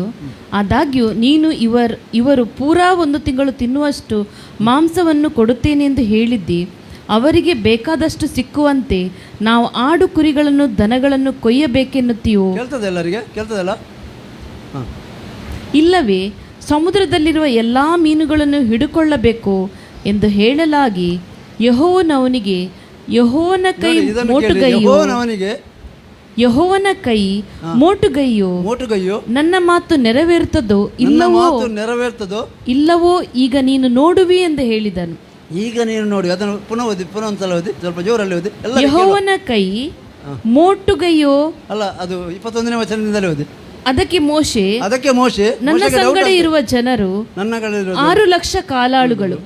ಆದಾಗ್ಯೂ ನೀನು ಇವರು ಪೂರಾ 1 ತಿಂಗಳು. ದೇವರಿಗೆ ಅವನು ಪ್ರಶ್ನೆ ಮಾಡ್ತಾನೆ, ನೀನು 1 ತಿಂಗಳು ಮಾಂಸ ಕೊಡ್ತಾನೆ, ಹೇಗೆ ಕೊಡ್ತೀನಿ, ಎಲ್ಲಿಂದ ಕೊಡ್ತೆ ಅಂತ. ನೋಡಿ, ಇದು ಗಮನಟ್ಟು ಕೇಳಿ. ಅವರಿಗೆ ಬೇಕಾದಷ್ಟು ಸಿಕ್ಕುವಂತೆ ನಾವು ಆಡು ಕುರಿಗಳನ್ನು ದನಗಳನ್ನು ಕೊಯ್ಯಬೇಕೆನ್ನುತ್ತೀಯೋ? ಇಲ್ಲವೇ ಸಮುದ್ರದಲ್ಲಿರುವ ಎಲ್ಲಾ ಮೀನುಗಳನ್ನು ಹಿಡುಕೊಳ್ಳಬೇಕು ಎಂದು ಹೇಳಲಾಗಿ ಯೆಹೋವನು ಅವನಿಗೆ, ಯೆಹೋವನ ಕೈ ಮೋಟುಗೈಯೋ ನನ್ನ ಮಾತು ನೆರವೇರುತ್ತದೋ ಇಲ್ಲವೋ ಈಗ ನೀನು ನೋಡುವಿ ಎಂದು ಹೇಳಿದನು. ನನ್ನ ಮಾತು ನೆರವೇರುತ್ತದೋ ಇಲ್ಲವೋ ಈಗ ನೀನು ನೋಡು. ಅವರು ಗುಣಗುಟ್ಟಿದ್ದಾರೆ. ಇದೆಲ್ಲ ನಿಮಗೆ ಗೊತ್ತಿದೆ, ನೀವೆಲ್ಲ ಹೊಸವರೆಲ್ಲ ಎಲ್ಲ ಬೈಬಲ್ ಓದಿದವರೇ. ಅದರಿಂದ ಅವರು ಗುಣಗುಟ್ಟಿದ್ದಾರೆ. ಅಲ್ಲಿ ನಮಗೆ ಕರ್ಬೂಜಿತ್ತು, ಈರುಳ್ಳಿತ್ತು, ನೀರುಳ್ಳಿತ್ತು ಎಲ್ಲ ಹೇಳ್ತಾರೆ, ಅದಿತ್ತು ಇದಿತ್ತು. ಇಲ್ಲಿ ಏನಿಲ್ಲ, ಮನ್ನ ತಿಂದು ಸಾಕಾಯ್ತಂತ. ಆಗ ದೇವರು ಅವರು ಗುಣಗುಟ್ಟಿ ಕೇಳಿ ಕೂಡ, ನಾನು ಮಾಂಸ ಕೊಡ್ತೇನೆ ಅಂತ, 1 ತಿಂಗಳು ಮಾಂಸ ಕೊಡ್ತೇನೆ ಅಂತ ಹೇಳಿ. ಅದು ಮೋಶೆಗೆ ಆಶ್ಚರ್ಯ ಹೇಳ್ತಾರೆ, ಎಲ್ಲಿಂದ ಕೊಡ್ತಾನೆ ಈ ಎಲ್ಲಿ ದೇವರಂತ. ಮೋಶೆಗೆ ಆಶ್ಚರ್ಯ, ಮೋಶೆ ದೇವರನ್ನು ತಿಳಿದವನು, ಆದರೂ ಅವನಿಗೆ ಆಶ್ಚರ್ಯ ಆಯಿತು, ಹೇಗೆ ಕೊಡ್ತು. ಈಗ ಅನೇಕ ಜನರು ಇದನ್ನೆಲ್ಲ ಕೇಳಿ, ಇದು ಹೇಗೆ ಆಗೋದು, ಅದು ಹೇಗೆ ಆಗೋದು, ದೇವರ ಗುಣ ಮಾಡಿದ್ರೆ ಹೇಗೆ ದೇವರ ಗುಣ, ಡಾಕ್ಟ್ರು ಬೇಡ, ಡಾಕ್ಟ್ರ್ ಯಾಕೆ ಇರೋದು, ಏನೆಲ್ಲ ಸಮಸ್ಯೆ ಮಾಡ್ತಾರೆ, ದುಡಿದು ಬೇಡ, ಏನೆಲ್ಲ ಪ್ರಶ್ನೆಗಳನ್ನು ಮಾಡ್ತಾರೆ. ಮೋಶೆ ಕೂಡ ಪ್ರಶ್ನೆ ಮಾಡಿದ, ಹೇಗೆ ಕೊಡ್ತೀನಿ ನೀನು, ಎಲ್ಲಿಂದ ಕೊಡ್ತಿ. ಆದರೆ ದೇವರು ಹೇಳ್ತಾನೆ, ಯೆಹೋವನ ಕೈ ಮೋಟು ಕೈಯಲ್ಲ, ಇದು ನೆರವೇರುತ್ತೆಲ್ಲವೋ ನೋಡು ಅಂತ. 31ರಲ್ಲಿ ಅದರ ವಚನ ಉತ್ತರ ಇದೆ. 31ನೇ ವಚನದಲ್ಲಿ ನಾವು ಬೈಬಲಲ್ಲಿ ನೋಡಿದ ಕೀರ್ತನೆ 78:29ರಲ್ಲಿ ಇಸ್ರೇಲರು ಗುಣಗುಟ್ಟಿದಾಗಲೂ ಯೆಹೋವನವರಿಗೆ ಬಯಸಿದನ್ನು ಕೊಟ್ಟನು. ಇದು ಚೂರು ಜಸ್ಟ್. ಆಗ ಯೆಹೋವನ ಬಳಿಯಿಂದ ಗಾಳಿ ಹೊರಟು ಲಾವಕ್ಕಿಗಳನ್ನು ಹೊಡೆದುಕೊಂಡು ಪಾಳೆಯದ ಸುತ್ತಲೂ 1 ದಿನದ ಪ್ರಯಾಣದಷ್ಟು ದೂರದವರೆಗೆ ಭೂಮಿಗಿಂತ 2 ಮೊಳ ಎತ್ತರದಲ್ಲಿ ಹಾರುತ್ತಾ ಬರುವಂತೆ ಮಾಡಿತು. ಸಾಕು, ಇದು ಉತ್ತರ. ಅಂದರೆ ಅದು ತುಂಬ ಉಂಟು. ಅದೆಲ್ಲ ನಿಮ್ಮ ಇಡೀ ತಂದೆಯನ್ನು ಮನೆಗೆ ಹೋಗಿ ಹೋದರೆ ಅರ್ಥ ಆಗ್ತದೆ. ಅಂದರೆ ಇಲ್ಲಿ ಉತ್ತರ ಅಂದರೆ ದೇವರು ಹೇಳಿದ್ದಾನೆ, ಅದರಿಂದ ದೇವರ ವಾಕ್ಯದಲ್ಲಿ ಏನು ಬರದದೆ ಅದು ಸತ್ಯ, ಅದು 100% ಆಗ್ತದೆ. ಅದರಿಂದ ಯೇಸು ಸ್ವಾಮಿ ಹೇಳಿದನು, ನೀನು ನಂಬಿದಂತೆ ನಿನಗಾಗಲಿ. ನಾವು ಎಷ್ಟು ನಂಬುತ್ತೇವೆ ಅಷ್ಟು ಹೊಂದುತ್ತೇವೆ. ದೊಡ್ಡದು ನಂಬಿದರೆ ದೊಡ್ಡದು ಹೊಂದುತ್ತೇವೆ. ಕೆಲವು ದೊಡ್ಡದು ನಂಬುತ್ತೇವೆ, ದೊಡ್ಡದು ಹೊಂದುತ್ತಾರೆ. ಹೌದಲ್ಲ? ನನಗೆ ಎಷ್ಟು ಬೇಕು ಅಷ್ಟೇ ನಂಬಿದ್ದು. ನನ್ನ ಮಗ ಒಂದು ನನಗೆ, ಡ್ಯಾಡಿ ದೇವರಡೆ ಮನವಲ್ಲ ಕೇಂದ್ರ ಪೂಜಾ ಅಂತ ದೊಡ್ಡದು ಕೇಳಬೇಕಂತ. ಯಾಕೆಂದರೆ ನನಗೆ ಗೊತ್ತು, ನಾನು ಕೇಳಿದರೆ ಕೊಡ್ತಾರೆ. ದೊಡ್ಡದು ಕೇಳಿ ಅಂತಂದರೆ ನಾನು ತಮಾಷೆಯಾಗಿ ಮಾತಾಡಿದ್ದು ಅದು ನೆರವೇರ್ತದೆ. ಕೆಲವು ಸಲ ಏನಾದರೂ ಇರುವಾಗ ನಾನು ತಮಾಷೆಯಾಗಿ ಹೇಳ್ತೇನೆ, ಅದು ಬರ್ತದೆ ಅಂತ, ಅದು ಬಂದು ಬಿಡ್ತದೆ. ಅದು ಹೇಗಾದರೂ ಬರ್ತದೆ, ಅದು ಹೇಗೆ ಬರ್ತದೆ ಅದು ನಮಗೆ ಗೊತ್ತಿಲ್ಲ, ಅದು ಬರ್ತದೆ 100%. ಯಾಕೆ? ವಾಕ್ಯದಲ್ಲಿ ಹೇಳಿದೆ, ನಾಳೆಗಾಗಿ ಚಿಂತೆ ಮಾಡಬೇಡಿ, ಅದು ವಾಕ್ಯ ನೆರವೇರಿದೆ ನನ್ನಲ್ಲಿ. ಅದರಿಂದ ನಮ್ಮ ತಂದೆ ದೊಡ್ಡವನು, ಆತನು ಒಳ್ಳೆಯವನು. ನಮ್ಮ ಪ್ರಶಂಸತನ ಯಾವಾಗಲೂ ಮಾತಾಡುವಾಗ ಹೇಳ್ತಾರೆ ದೇವರು ಒಳ್ಳೆಯವನು ಎಂಬುದಾಗಿ. ಅವರು ಫಸ್ಟ್ ಮೈಕೆ ತೆಗೆದು ಹೇಳೋದು ನಮ್ಮ ದೇವರು ಒಳ್ಳೆಯವನು, ನಮ್ಮ ದೇವರು ಒಳ್ಳೆಯವನು. ಆತ ನಮ್ಮ ತಂದೆ. ಹಳೆಮಾಡ ಭಕ್ತರಿಗೆ ಅವನು ದೇವರು, ಅಬ್ರಾಹ್ಮನಿಗೆ ದೇವರು, ಇಸಾಕನ ದೇವರು, ಯಾಕೋಬಿಗೆ ದೇವರು, ದಾವಿದನಿಗೆ ದೇವರು, ಸೊಲೊಮೋನನಿಗೆ ದೇವರು, ಯೋಸೇಫನಿಗೆ ದೇವರು. ನಮಗೆ ಆತನು ತಂದೆ. ಸ್ಪಷ್ಟ ಆಯಿತಾ? ಆತನು ನಮಗೆ ತಂದೆ.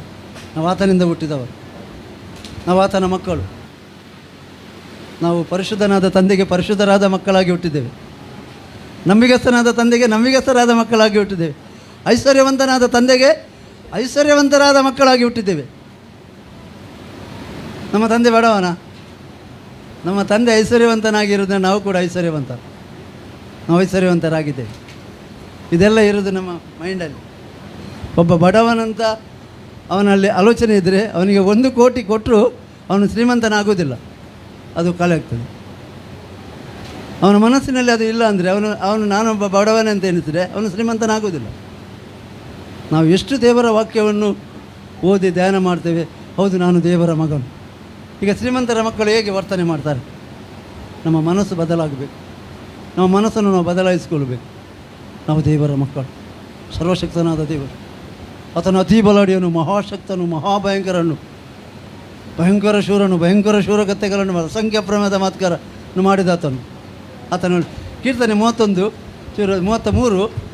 5ನೇ ವಚನದಿಂದ ಓದಿ. 5ನೇ ವಚನದಲ್ಲಿ ಹೀಗೆ ಹೇಳ್ತದೆ, ಏನಂದರೆ ದೇವರು ನ್ಯಾಯ ನೀತಿಯನ್ನು ಪ್ರೀತಿಸುವಾತನಂತ.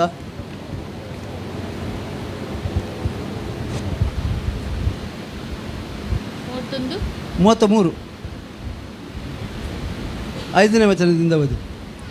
ಆತನು ನೀತಿ ನ್ಯಾಯಗಳನ್ನು ಪ್ರೀತಿಸುವವನು. ನೀತಿ ನ್ಯಾಯಗಳು ಇವತ್ತು ಅನ್ಯಾಯ ನಡುತ್ತದೆ, ಅದಲ್ಲ, ದೇವರು ನ್ಯಾಯ ನೀತಿಯನ್ನು ಪ್ರೀತಿಸುವಾತನು. ಭೂಲೋಕವೆಲ್ಲ ಯೆಹೋವನ ಕೃಪೆಯಿಂದ ತುಂಬಿದೆ. ಭೂಲೋಕ ಎಲ್ಲ ಆತನ ಕೃಪೆಯಿಂದ ತುಂಬಿದೆ. ಮುಂದೆ ಓದಿ. ಅದು ಯೆಹೋವನ ಅಪ್ಪಣೆಯಿಂದಲೇ ಆಕಾಶವು ಉಂಟಾಯಿತು. ಯೆಹೋವನ ಅಪ್ಪಣೆಯಿಂದಲೇ ಆಕಾಶ ಉಂಟಾಯಿತು. ಅಲ್ಲಿರುವುದೆಲ್ಲವೂ ಆತನ ಶ್ವಾಸದಿಂದ ನಿರ್ಮಿತವಾಯಿತು. ಅಲ್ಲಿರುವುದೆಲ್ಲವೂ ಆತನ ಶ್ವಾಸದಿಂದ ನಿರ್ಮಿತವಾಯಿತು. ನೀರುಗಳನ್ನು ಒಟ್ಟುಗೂಡಿಸಿ ಸಮುದ್ರವನ್ನು ಮಾಡಿದವನು ಆತನೇ. ಸಮುದ್ರವನ್ನು ಮಾಡಿದವನು ಆತನೇ. ಭೂಮಿಯ ಕೆಳಗೆ ಜಲಾಶಯಗಳನ್ನು ಇಟ್ಟವನು ಇಟ್ಟವನು. ಭೂಲೋಕದವರೆಲ್ಲರೂ ಯೆಹೋವನಿಗೆ ಭಯಪಡಲಿ. ಭೂಲೋಕದವರೆಲ್ಲರೂ ಯೆಹೋವನಿಗೆ ಭಯಪಡಲಿ. ಭೂನಿವಾಸಿಗಳೆಲ್ಲರೂ ಆತನಿಗೆ ಹೆದರಲಿ. ಭೂನಿವಾಸಿಗಳೆಲ್ಲರೂ ಆತನಿಗೆ ಹೆದರಲಿ. ಆತನು ನುಡಿದ ಮಾತ್ರಕ್ಕೆ ಸಮಸ್ತವೂ ಉಂಟಾಯಿತು.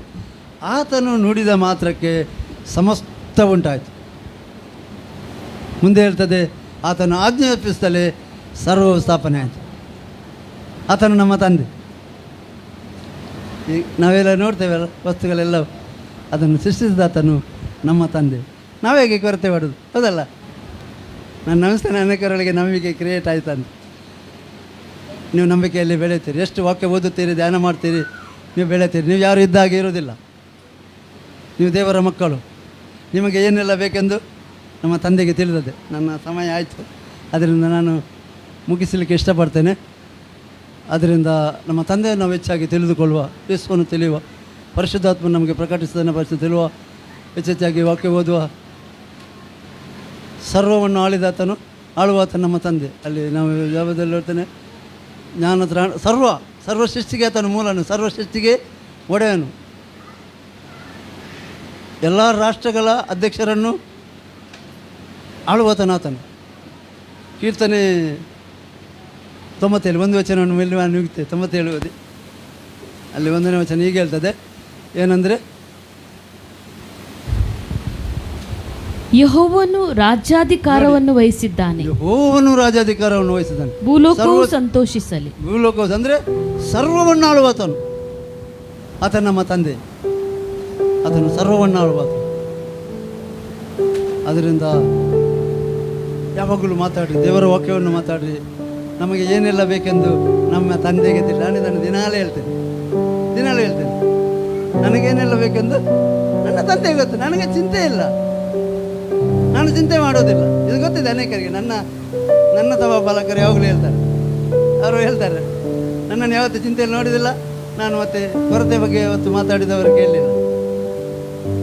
ಅದರಿಂದ ನಾವು ಚಿಂತೆ ಮಾಡಬಾರ್ದು, ನಾವು ಚಿಂತೆ ಮಾಡೋದು ಬೇಡ. ಇವತ್ತಿನಿಂದ ಚಿಂತೆ ಮಾಡಬೇಡ. ಯಾವ ಮಕ್ಕಳ ವಿಷಯವಾಗಿ, ಹೆಂಡತಿ ವಿಷಯವಾಗಿ, ಗಂಡನ ವಿಷಯವಾಗಿ, ಮಕ್ಕಳ ಭವಿಷ್ಯದ ವಿಷಯವಾಗಿ, ಕೆಲಸದ ವಿಷಯವಾಗಿ ಚಿಂತೆ ಮಾಡಿಕೊಂಡು ನಮ್ಮ ತಂದೆ ನೋಡಿಕೊಳ್ತಾನೆ. ಮಕ್ಕಳನ್ನು ಕೊಟ್ಟದ ಆತನು ನೋಡಿಕೊಳ್ತಾನೆ. ನಾವು ಊರಿಗೆ ಬರುವಾಗ ನಮ್ಮ ಮಕ್ಕಳು ಚಿಕ್ಕದೇ ಇದ್ದರು. ಆದರೆ ನನ್ನ ಹತ್ರ ಯಾವ ಸಾಮರ್ಥ್ಯ ಇರಲಿಲ್ಲ ಅವರನ್ನು ಕಲಿಸುವ ಅಷ್ಟೇ. ಆದರೆ ದೇವರು ನಡೆಸಿ, ಸಾಲ ಮಾಡಲಿಲ್ಲ, ದೇವರು ನಡೆಸಿದ್ದಾನೆ. ಅದರಿಂದ ನಮ್ಮ ದೇವರು ನಂಬಿಗಸ್ತನು, ದೇವರ ವಾಕ್ಯ ಸತ್ಯ. ಅದರಿಂದ ಈ ವಾಕ್ಯವನ್ನು ಹೇಗೆ ನಾವು ತೆಗೆದುಕೊಳ್ತೇವೆ ಹಾಗೆ ನಮ್ಮಲ್ಲಿ ಕೆಲಸ ಮಾಡ್ತೇವೆ. ಅದರಿಂದ ನಾನು ಪ್ರಾರ್ಥನೆ ಮಾಡಿ ಮುಗಿಸಲಿಕ್ಕೆ ಇಷ್ಟಪಡ್ತೇನೆ. Thank you lord. ತಂದೆ, ನಾವು ನಿನಗೆ ಸ್ತೋತ್ರ ಮಾಡುತ್ತೇವೆ. ತಂದೆ, ನೀನು ಒಳ್ಳೆಯವನು, ಎಲ್ಲ ಒಳ್ಳೆಯದಕ್ಕೆ ಮೂಲನು. ಕುಂದಿಲ್ಲದ ಎಲ್ಲ ಒಳ್ಳೆಯದನಗಳು ತಂದೆ ನಿನ್ನಿಂದ ಬರ್ತದೆ. ಅಪ್ಪ, ಈ ಸಭೆಯಲ್ಲಿ ನೀನು ಮಾತಾಡಿದೆ ಅಪ್ಪ. ಭೂಮಿಯು ಅದರಲ್ಲಿರುವುದೆಲ್ಲ ತಂದೆ ನಿನ್ನದು, ನಿನ್ನದೆಲ್ಲ ನಮ್ಮದು. ನಾವು ನಿನ್ನ ಮಕ್ಕಳಾಗಿದ್ದೇವೆ ತಂದೆ, ನಾವು ನಿನ್ನಿಂದ ಹುಟ್ಟಿದ್ದೇವೆ ಅಪ್ಪ. ನಾವು ಅಪ್ಪ ತಂದೆ ಎಂದು ಕರೆಯುವಂಥ ಮಗನ ಆತ್ಮವನ್ನು ನಮಗೆ ಕೊಟ್ಟಿದ್ದೆ. ನಾವು ದಾಸನ ಭಾವವನ್ನು ಹೊಂದಲಿಲ್ಲ, ಮಗನ ಆತ್ಮವನ್ನು ಹೊಂದಿದ್ದೇವೆ, ಮಕ್ಕಳಾಗಿದ್ದೇವೆ. ಮಕ್ಕಳಾದರೆ ಬಾಧ್ಯರು ಎಂದು ಬರೆದದೆ. ನಾವು ತಂದೆಯೊಟ್ಟಿಗೂ ಬಾಧ್ಯರು, ಕ್ರಿಸ್ತನೊಟ್ಟಿಗೂ ಬಾಧ್ಯರು. ಆತನ ಬಾಧ್ಯಗಳಲ್ಲಿ ನಾವು ಪಾಲುಗಾರರಾಗುವುದಾದರೆ ಆತನ ಮಹಿಮೆಯಲ್ಲಿ ನಾವು ಪಾಲುಗಾರರಂತ ಬರ್ತದೆ ಅಪ್ಪ. ಈ ಸಭೆಯ ಪ್ರತಿಯೊಬ್ಬರನ್ನು ನಿನ್ನ ಹಸ್ತಕ್ಕೆ ಒಪ್ಪಿಸ್ತೇವೆ. ಇವರು ಯಾರು ಕೂಡ ಇದ್ದಾಗ ಇರುವುದಿಲ್ಲ. ಇವರು ದಿನೇ ದಿನೇ ಬೆಳೆಯವರಾಗಿದ್ದಾರೆ, ವೃದ್ಧಿಯಾಗುವವರಾಗಿದ್ದಾರೆ. ಇವರೆಲ್ಲ ಪ್ರಯತ್ನಗಳು ಸಫಲ ಆಗೋದು ತಂದೆ. ನಿನ್ನ ವಾಕ್ಯ ಹೇಳ್ತದೆ, ನೀವು ನನ್ನ ವಾಕ್ಯದ ಪ್ರಕಾರ ನಡೆದರೆ ಭೂಮಿಯ ಮೇಲಿರುವ ಎಲ್ಲ ಜನಾಂಗಗಳಿಗಿಂತ ನಾನು ನಿಮ್ಮನ್ನು ಉನ್ನತಿಗೆ ತರುವೆನಂತ ಹೇಳಿದೆ. ಕ್ರಿಸ್ತನಲ್ಲಿ ವಾಕ್ಯ ಹೌದು ಮತ್ತು ಆಮೀನಾಗಿದೆ. ನಮಗೆ ಭಕ್ತಿಗೂ ಜೀವಕ್ಕೂ ಬೇಕಾದೆಲ್ಲವನ್ನು ತಂದೆ ಕ್ರಿಸ್ತನಲ್ಲಿ ಕೊಟ್ಟಿದ್ದಿ. ಪರಲೋಕದ ಎಲ್ಲ ಆತ್ಮೀಯ ಆಶೀರ್ವಾದವನ್ನು ನಮಗೆ ಕೊಟ್ಟಿದ್ದಿ. ಯೇಸುವೆ, ನಮ್ಮನ್ನು ಐಶ್ವರ್ಯವಂತರನ್ನಾಗಿ ಮಾಡುವುದಕ್ಕೋಸ್ಕರ ನೀನು ಬಡತನದಲ್ಲಿ ಸೇರಿ ನಮ್ಮನ್ನು ಐಶ್ವರ್ಯವಂತರನ್ನಾಗಿ ಮಾಡಿದ್ದಿ. ನಮ್ಮೆಲ್ಲ ಪಾಪಗಳಿಗೋಸ್ಕರ ನೀನು ಸತ್ತು ನಮ್ಮನ್ನು ಪಾಪದಿಂದ, ರೋಗದಿಂದ, ಬಡತನದಿಂದ, ಕೊರತೆಯಿಂದ ನಮ್ಮನ್ನು ಬಿಡಿಸಿ ನಮಗೆ ಸುಕ್ಷೇಮವನ್ನು ಉಂಟು ಮಾಡುವ ದಂಡನೆಯನ್ನು ಹೊತ್ತಿದ್ದಿ. ಅದಕ್ಕಾಗಿ ನಾವು ನಿನಗೆ ಸ್ತೋತ್ರ ಮಾಡುತ್ತಾ ಈ ಸಮಯದಲ್ಲಿ ಸಭೆಯ ಪ್ರತಿಯೊಂದೊಂದು ಕುಟುಂಬಗಳನ್ನು ನಾನು ಆಶೀರ್ವಿಸ್ತೇನೆ. ಮಕ್ಕಳನ್ನು, ಪ್ರಾಯಸ್ಥರನ್ನು, ದಾಂಪತ್ಯಗಳನ್ನು, ಗಂಡನು ಹೆಂಡತಿಯನ್ನು ಪ್ರೀತಿಸಲಿ, ಹೆಂಡತಿ ಗಂಡನಿಗೆ ಅಧೀನರಾಗಲಿ, ಮಕ್ಕಳು ತಂದೆ ತಾಯಿಗಳನ್ನು ಸನ್ಮಾನಿಸಲಿ, ಶಾಲೆಯಲ್ಲಿ ಸ್ಕೂಲ್ ಟೀಚರ್ಗಳನ್ನು, ಲೆಕ್ಚರ್ಗಳನ್ನು ಸನ್ಮಾನಿಸಲಿ. ನಮ್ಮ ಮಕ್ಕಳು ಯೆಹೋವನಿಂದ ಶಿಕ್ಷಿತರಾಗಿದ್ದಾರೆ, ಅವರು ಅದಕ್ಕೆ ಸುಕ್ಷೇಮ ಇರುವುದು, ಅವರು ಹಿಂಸೆಗೆ ದೂರವಾಗಿದ್ದಾರೆ. ಈ ಸಭೆ ಎಲ್ಲ ಮಕ್ಕಳು ಜ್ಞಾನವಂತರಾಗಲಿ, ಬುದ್ಧಿವಂತರು, ತಿಳುವಳಿಕೆ ಉಳ್ಳವರಾಗಲಿ. ಪ್ರತಿಯೊಬ್ಬರು ಮಾಡುವ ಕೆಲಸದಲ್ಲಿ ಇವರು ಸಫಲ ಹೊಂದಲಿ. ನಾವು ವಾಕ್ಯ ಹೇಳ್ತದೆ, ನಿಮ್ಮೆಲ್ಲ ಪ್ರಯತ್ನಗಳು ಸಫಲ ಆಗುವುದಂತ ಬರ್ತದೆ. ಇವರು ಮಾಡುವ ಕೆಲಸದಲ್ಲಿಯೂ, ಬಿಸ್ನೆಸ್ಸಲ್ಲಿಯೂ ಕೆಲಸ ಮಾಡುವವರಿಗೆ ಪ್ರಮೋಷನ್ ಉಂಟಾಗಲಿ, ಬಿಸ್ನೆಸ್ಸಲ್ಲಿ ಸಫಲತೆ ಹೊಂದಲಿ. Thank you lord. ತಂದೆ, ನಾವು ನಿನಗೆ ಸ್ತೋತ್ರ ಮಾಡುತ್ತೇವಪ್ಪ. ಅಪ್ಪ, ಸಭಾಪಾಲಕರನ್ನು, ಅವರ ಹೆಂಡತಿ ಮಕ್ಕಳನ್ನು ನಿನ್ನ ಕೈಗೆ ಒಪ್ಪಿಸ್ತೇವೆ ಅಪ್ಪ. ಸೇವೆ ನಿಮಿತ್ತ ಅವರು ಹೊರಗೆ ಹೋಗಿದ್ದಾರೆ, ಅವರೊಂದಿಗೆ ನೀನು ಇದ್ದಿ, ಅದಕ್ಕಾಗಿ ಸ್ತೋತ್ರ ಅಪ್ಪ. ಈಗಲೂ ನಮ್ಮೆಲ್ಲರನ್ನು ನಿನ್ನ ಕೈಗೆ ಕರ್ತನೆ. ಬರುವಾಗ ಇವರನ್ನು ಕರೆತಂದಿದ್ದೆ, ಹೋಗುವಾಗಲೂ ನಿನ್ನ ಪ್ರೊಟೆಕ್ಷನನ್ನು ಕೇಳಿಕೊಳ್ಳುತ್ತೇವೆ, ನಿನ್ನ ದೇವದೂತರನ್ನು ಕೇಳಿಕೊಳ್ಳುತ್ತೇವೆ. ಸುರಕ್ಷಿತವಾಗಿ ಇವರು ಮುಟ್ಟಬಾದ ಜಾಗಕ್ಕೆ ಮುಟ್ಟುವಂತೆ ಮತ್ತು ಇವರು ಕೇಳಿದ ಎಲ್ಲ ವಾಕ್ಯಗಳು ಇವರಲ್ಲಿ 100ರಷ್ಟು ಫಲ ಕೊಡಲಿ. ಪರಿಶುದ್ಧಾತ್ಮನೇ, ನೀನು ನೆನಪಿಗೆ ತರುವ ಆತ್ಮನು. ಕೇಳಿದೆಲ್ಲ ವಾಕ್ಯಗಳು ಇವರಿಗೆ ನೆನಪಿಗೆ ಬರಲಿ. ಪುನಃ ಪುನಃ ಇವರು ಓದುವವರಾಗಲಿ, ಧ್ಯಾನಿಸುವವರಾಗಲಿ, ಅದನ್ನು ಮಾತಾಡುವವರಾಗಲಿ. ಕ್ರಿಸ್ತನಲ್ಲಿ ನಾವು ಐಶ್ವರ್ಯವಂತರಾಗಿದ್ದೇವೆ, ಕ್ರಿಸ್ತನಲ್ಲಿ ನಾವು ಅಭಿವೃದ್ಧಿ ಹೊಂದಿದ್ದೇವೆ, ಕ್ರಿಸ್ತನಲ್ಲಿ ನಾವು ಜ್ಞಾನವಂತರಾಗಿದ್ದೇವೆ. ನಾವು ಸಿಟ್ಟುಗೊಳ್ಳುವುದಿಲ್ಲ, ಹೊಟ್ಟೆಗೊಚ್ಚಿ ಮಾಡುವುದಿಲ್ಲ. ನಾವು ಎಲ್ಲರನ್ನು ಪ್ರೀತಿಸ್ತೇವೆ, ಎಲ್ಲರನ್ನು ಕ್ಷಮಿಸ್ತೇವೆ, ಎಲ್ಲರನ್ನು ಕರುಣಿಸ್ತೇವೆ, ಎಲ್ಲರಿಗೆ ದಯ ತೋರಿಸ್ತೇವೆ. ನಾವು ಯಾವಾಗಲೂ ಮತ್ತೊಬ್ಬರನ್ನು ಶ್ರೇಷ್ಠರೆಂದೆನಿಸ್ತೇವೆ. ಮಾನ ಮರ್ಯಾದೆ ತೋರಿಸಲು ನಾವು ಮುಂದಾಗಿದ್ದೇವೆ. ನಾವೆಲ್ಲರೊಟ್ಟಿಗೆ ಸಮಾಧಾನವಾಗಿ, ಯಾಕಂದರೆ ನಮ್ಮಲ್ಲಿರುವ ಆತನು ಸಮಾಧಾನ ಕರ್ತನು. ತಂದೆ ನಿನಗೆ ಸ್ತೋತ್ರ. ಸರ್ವವನ್ನು ಆಳುವ ತಂದೆಯೇ, ಭೂಮಿ ಆಕಾಶಕ್ಕೆ ಒಡೆಯನೇ ತಂದೆ, ನಮ್ಮಲ್ಲಿರುವಂಥದ್ದು ಯಾವುದು ಕೂಡ ನಮ್ಮದಲ್ಲ ತಂದೆ, ನೀನು ನಮಗೆ ಕೊಟ್ಟದ್ದು ತಂದೆ. ನಿನ್ನದೆಲ್ಲ ನಮ್ಮದು, ನಮ್ಮದೆಲ್ಲ ನಿನ್ನದು ತಂದೆ. ನಿನಗೆ ಸ್ತೋತ್ರ. ನಾವು ನಿನ್ನ ಮಕ್ಕಳು, ಇವರು ಪ್ರತಿಯೊಬ್ಬರಿದ್ದನ್ನು ತಿಳ್ಕೊಳ್ಳಲಿ ತಂದೆ. ನಿನ್ನದೆಲ್ಲ ನಮ್ಮದು. ನಮಗೋಸ್ಕರ ಎಲ್ಲವನ್ನು ನೀನು ಮಾಡಿ ಮುಗಿಸಿದ್ದಿ. ಭಕ್ತಿಗೂ ಜೀವಕ್ಕೂ ಬೇಕಾದ ಎಲ್ಲವನ್ನು ಕೊಟ್ಟಿದ್ದಿ ತಂದೆ. ನಿನಗೆ ಸ್ತೋತ್ರ. ಇವರು ಯಾರು ಕೂಡ ಇದ್ದಾಗಿರದೆ ದಿನೇ ದಿನೇ ವಾಕ್ಯದಲ್ಲಿ ಬೆಳೆಯಲಿ, ಜ್ಞಾನದಲ್ಲಿ, ಬುದ್ಧಿಯಲ್ಲಿ, ತಿಳುವಳಿಕೆಯಲ್ಲಿ ಬೆಳೆಯಲಿ. ಆತ್ಮಿಕವಾಗಿ, ಆರ್ಥಿಕವಾಗಿ ಎಲ್ಲ ವಿಷಯದಲ್ಲಿ ನಾವು ವಾಕ್ಯ ಹೇಳ್ತಿದ್ದೆ, ಪ್ರಿಯನೇ ನೀನು ಆತ್ಮದಲ್ಲಿ ಅಭಿವೃದ್ಧಿ ಹೊಂದಿದಾಗ ಎಲ್ಲ ವಿಷಯದಲ್ಲಿ ಅಭಿವೃದ್ಧಿ ಹೊಂದಿ ಸುಕ್ಷೇಮವಾಗಿರಬೇಕೆಂದು ಪ್ರಾರ್ಥಿಸಿ ಕರ್ತನೆ. ನಾವು ಇವರಿಗಾಗಿ ಪ್ರಾರ್ಥಿಸ್ತಾ ತಿರುಗೊಂದ ಬರ್ತೀವಿ ಕರ್ತನೆ. ಎಲ್ಲರೂ ನಿನ್ನ ಕೈಗೆ ಒಪ್ಪಿಸ್ತಾ ಯೇಸುವಿನ ನಾಮದಲ್ಲಿ ಪ್ರಾರ್ಥಿಸ್ತಂದೆ. ಆಮೇನ್, ಆಮೇನ್.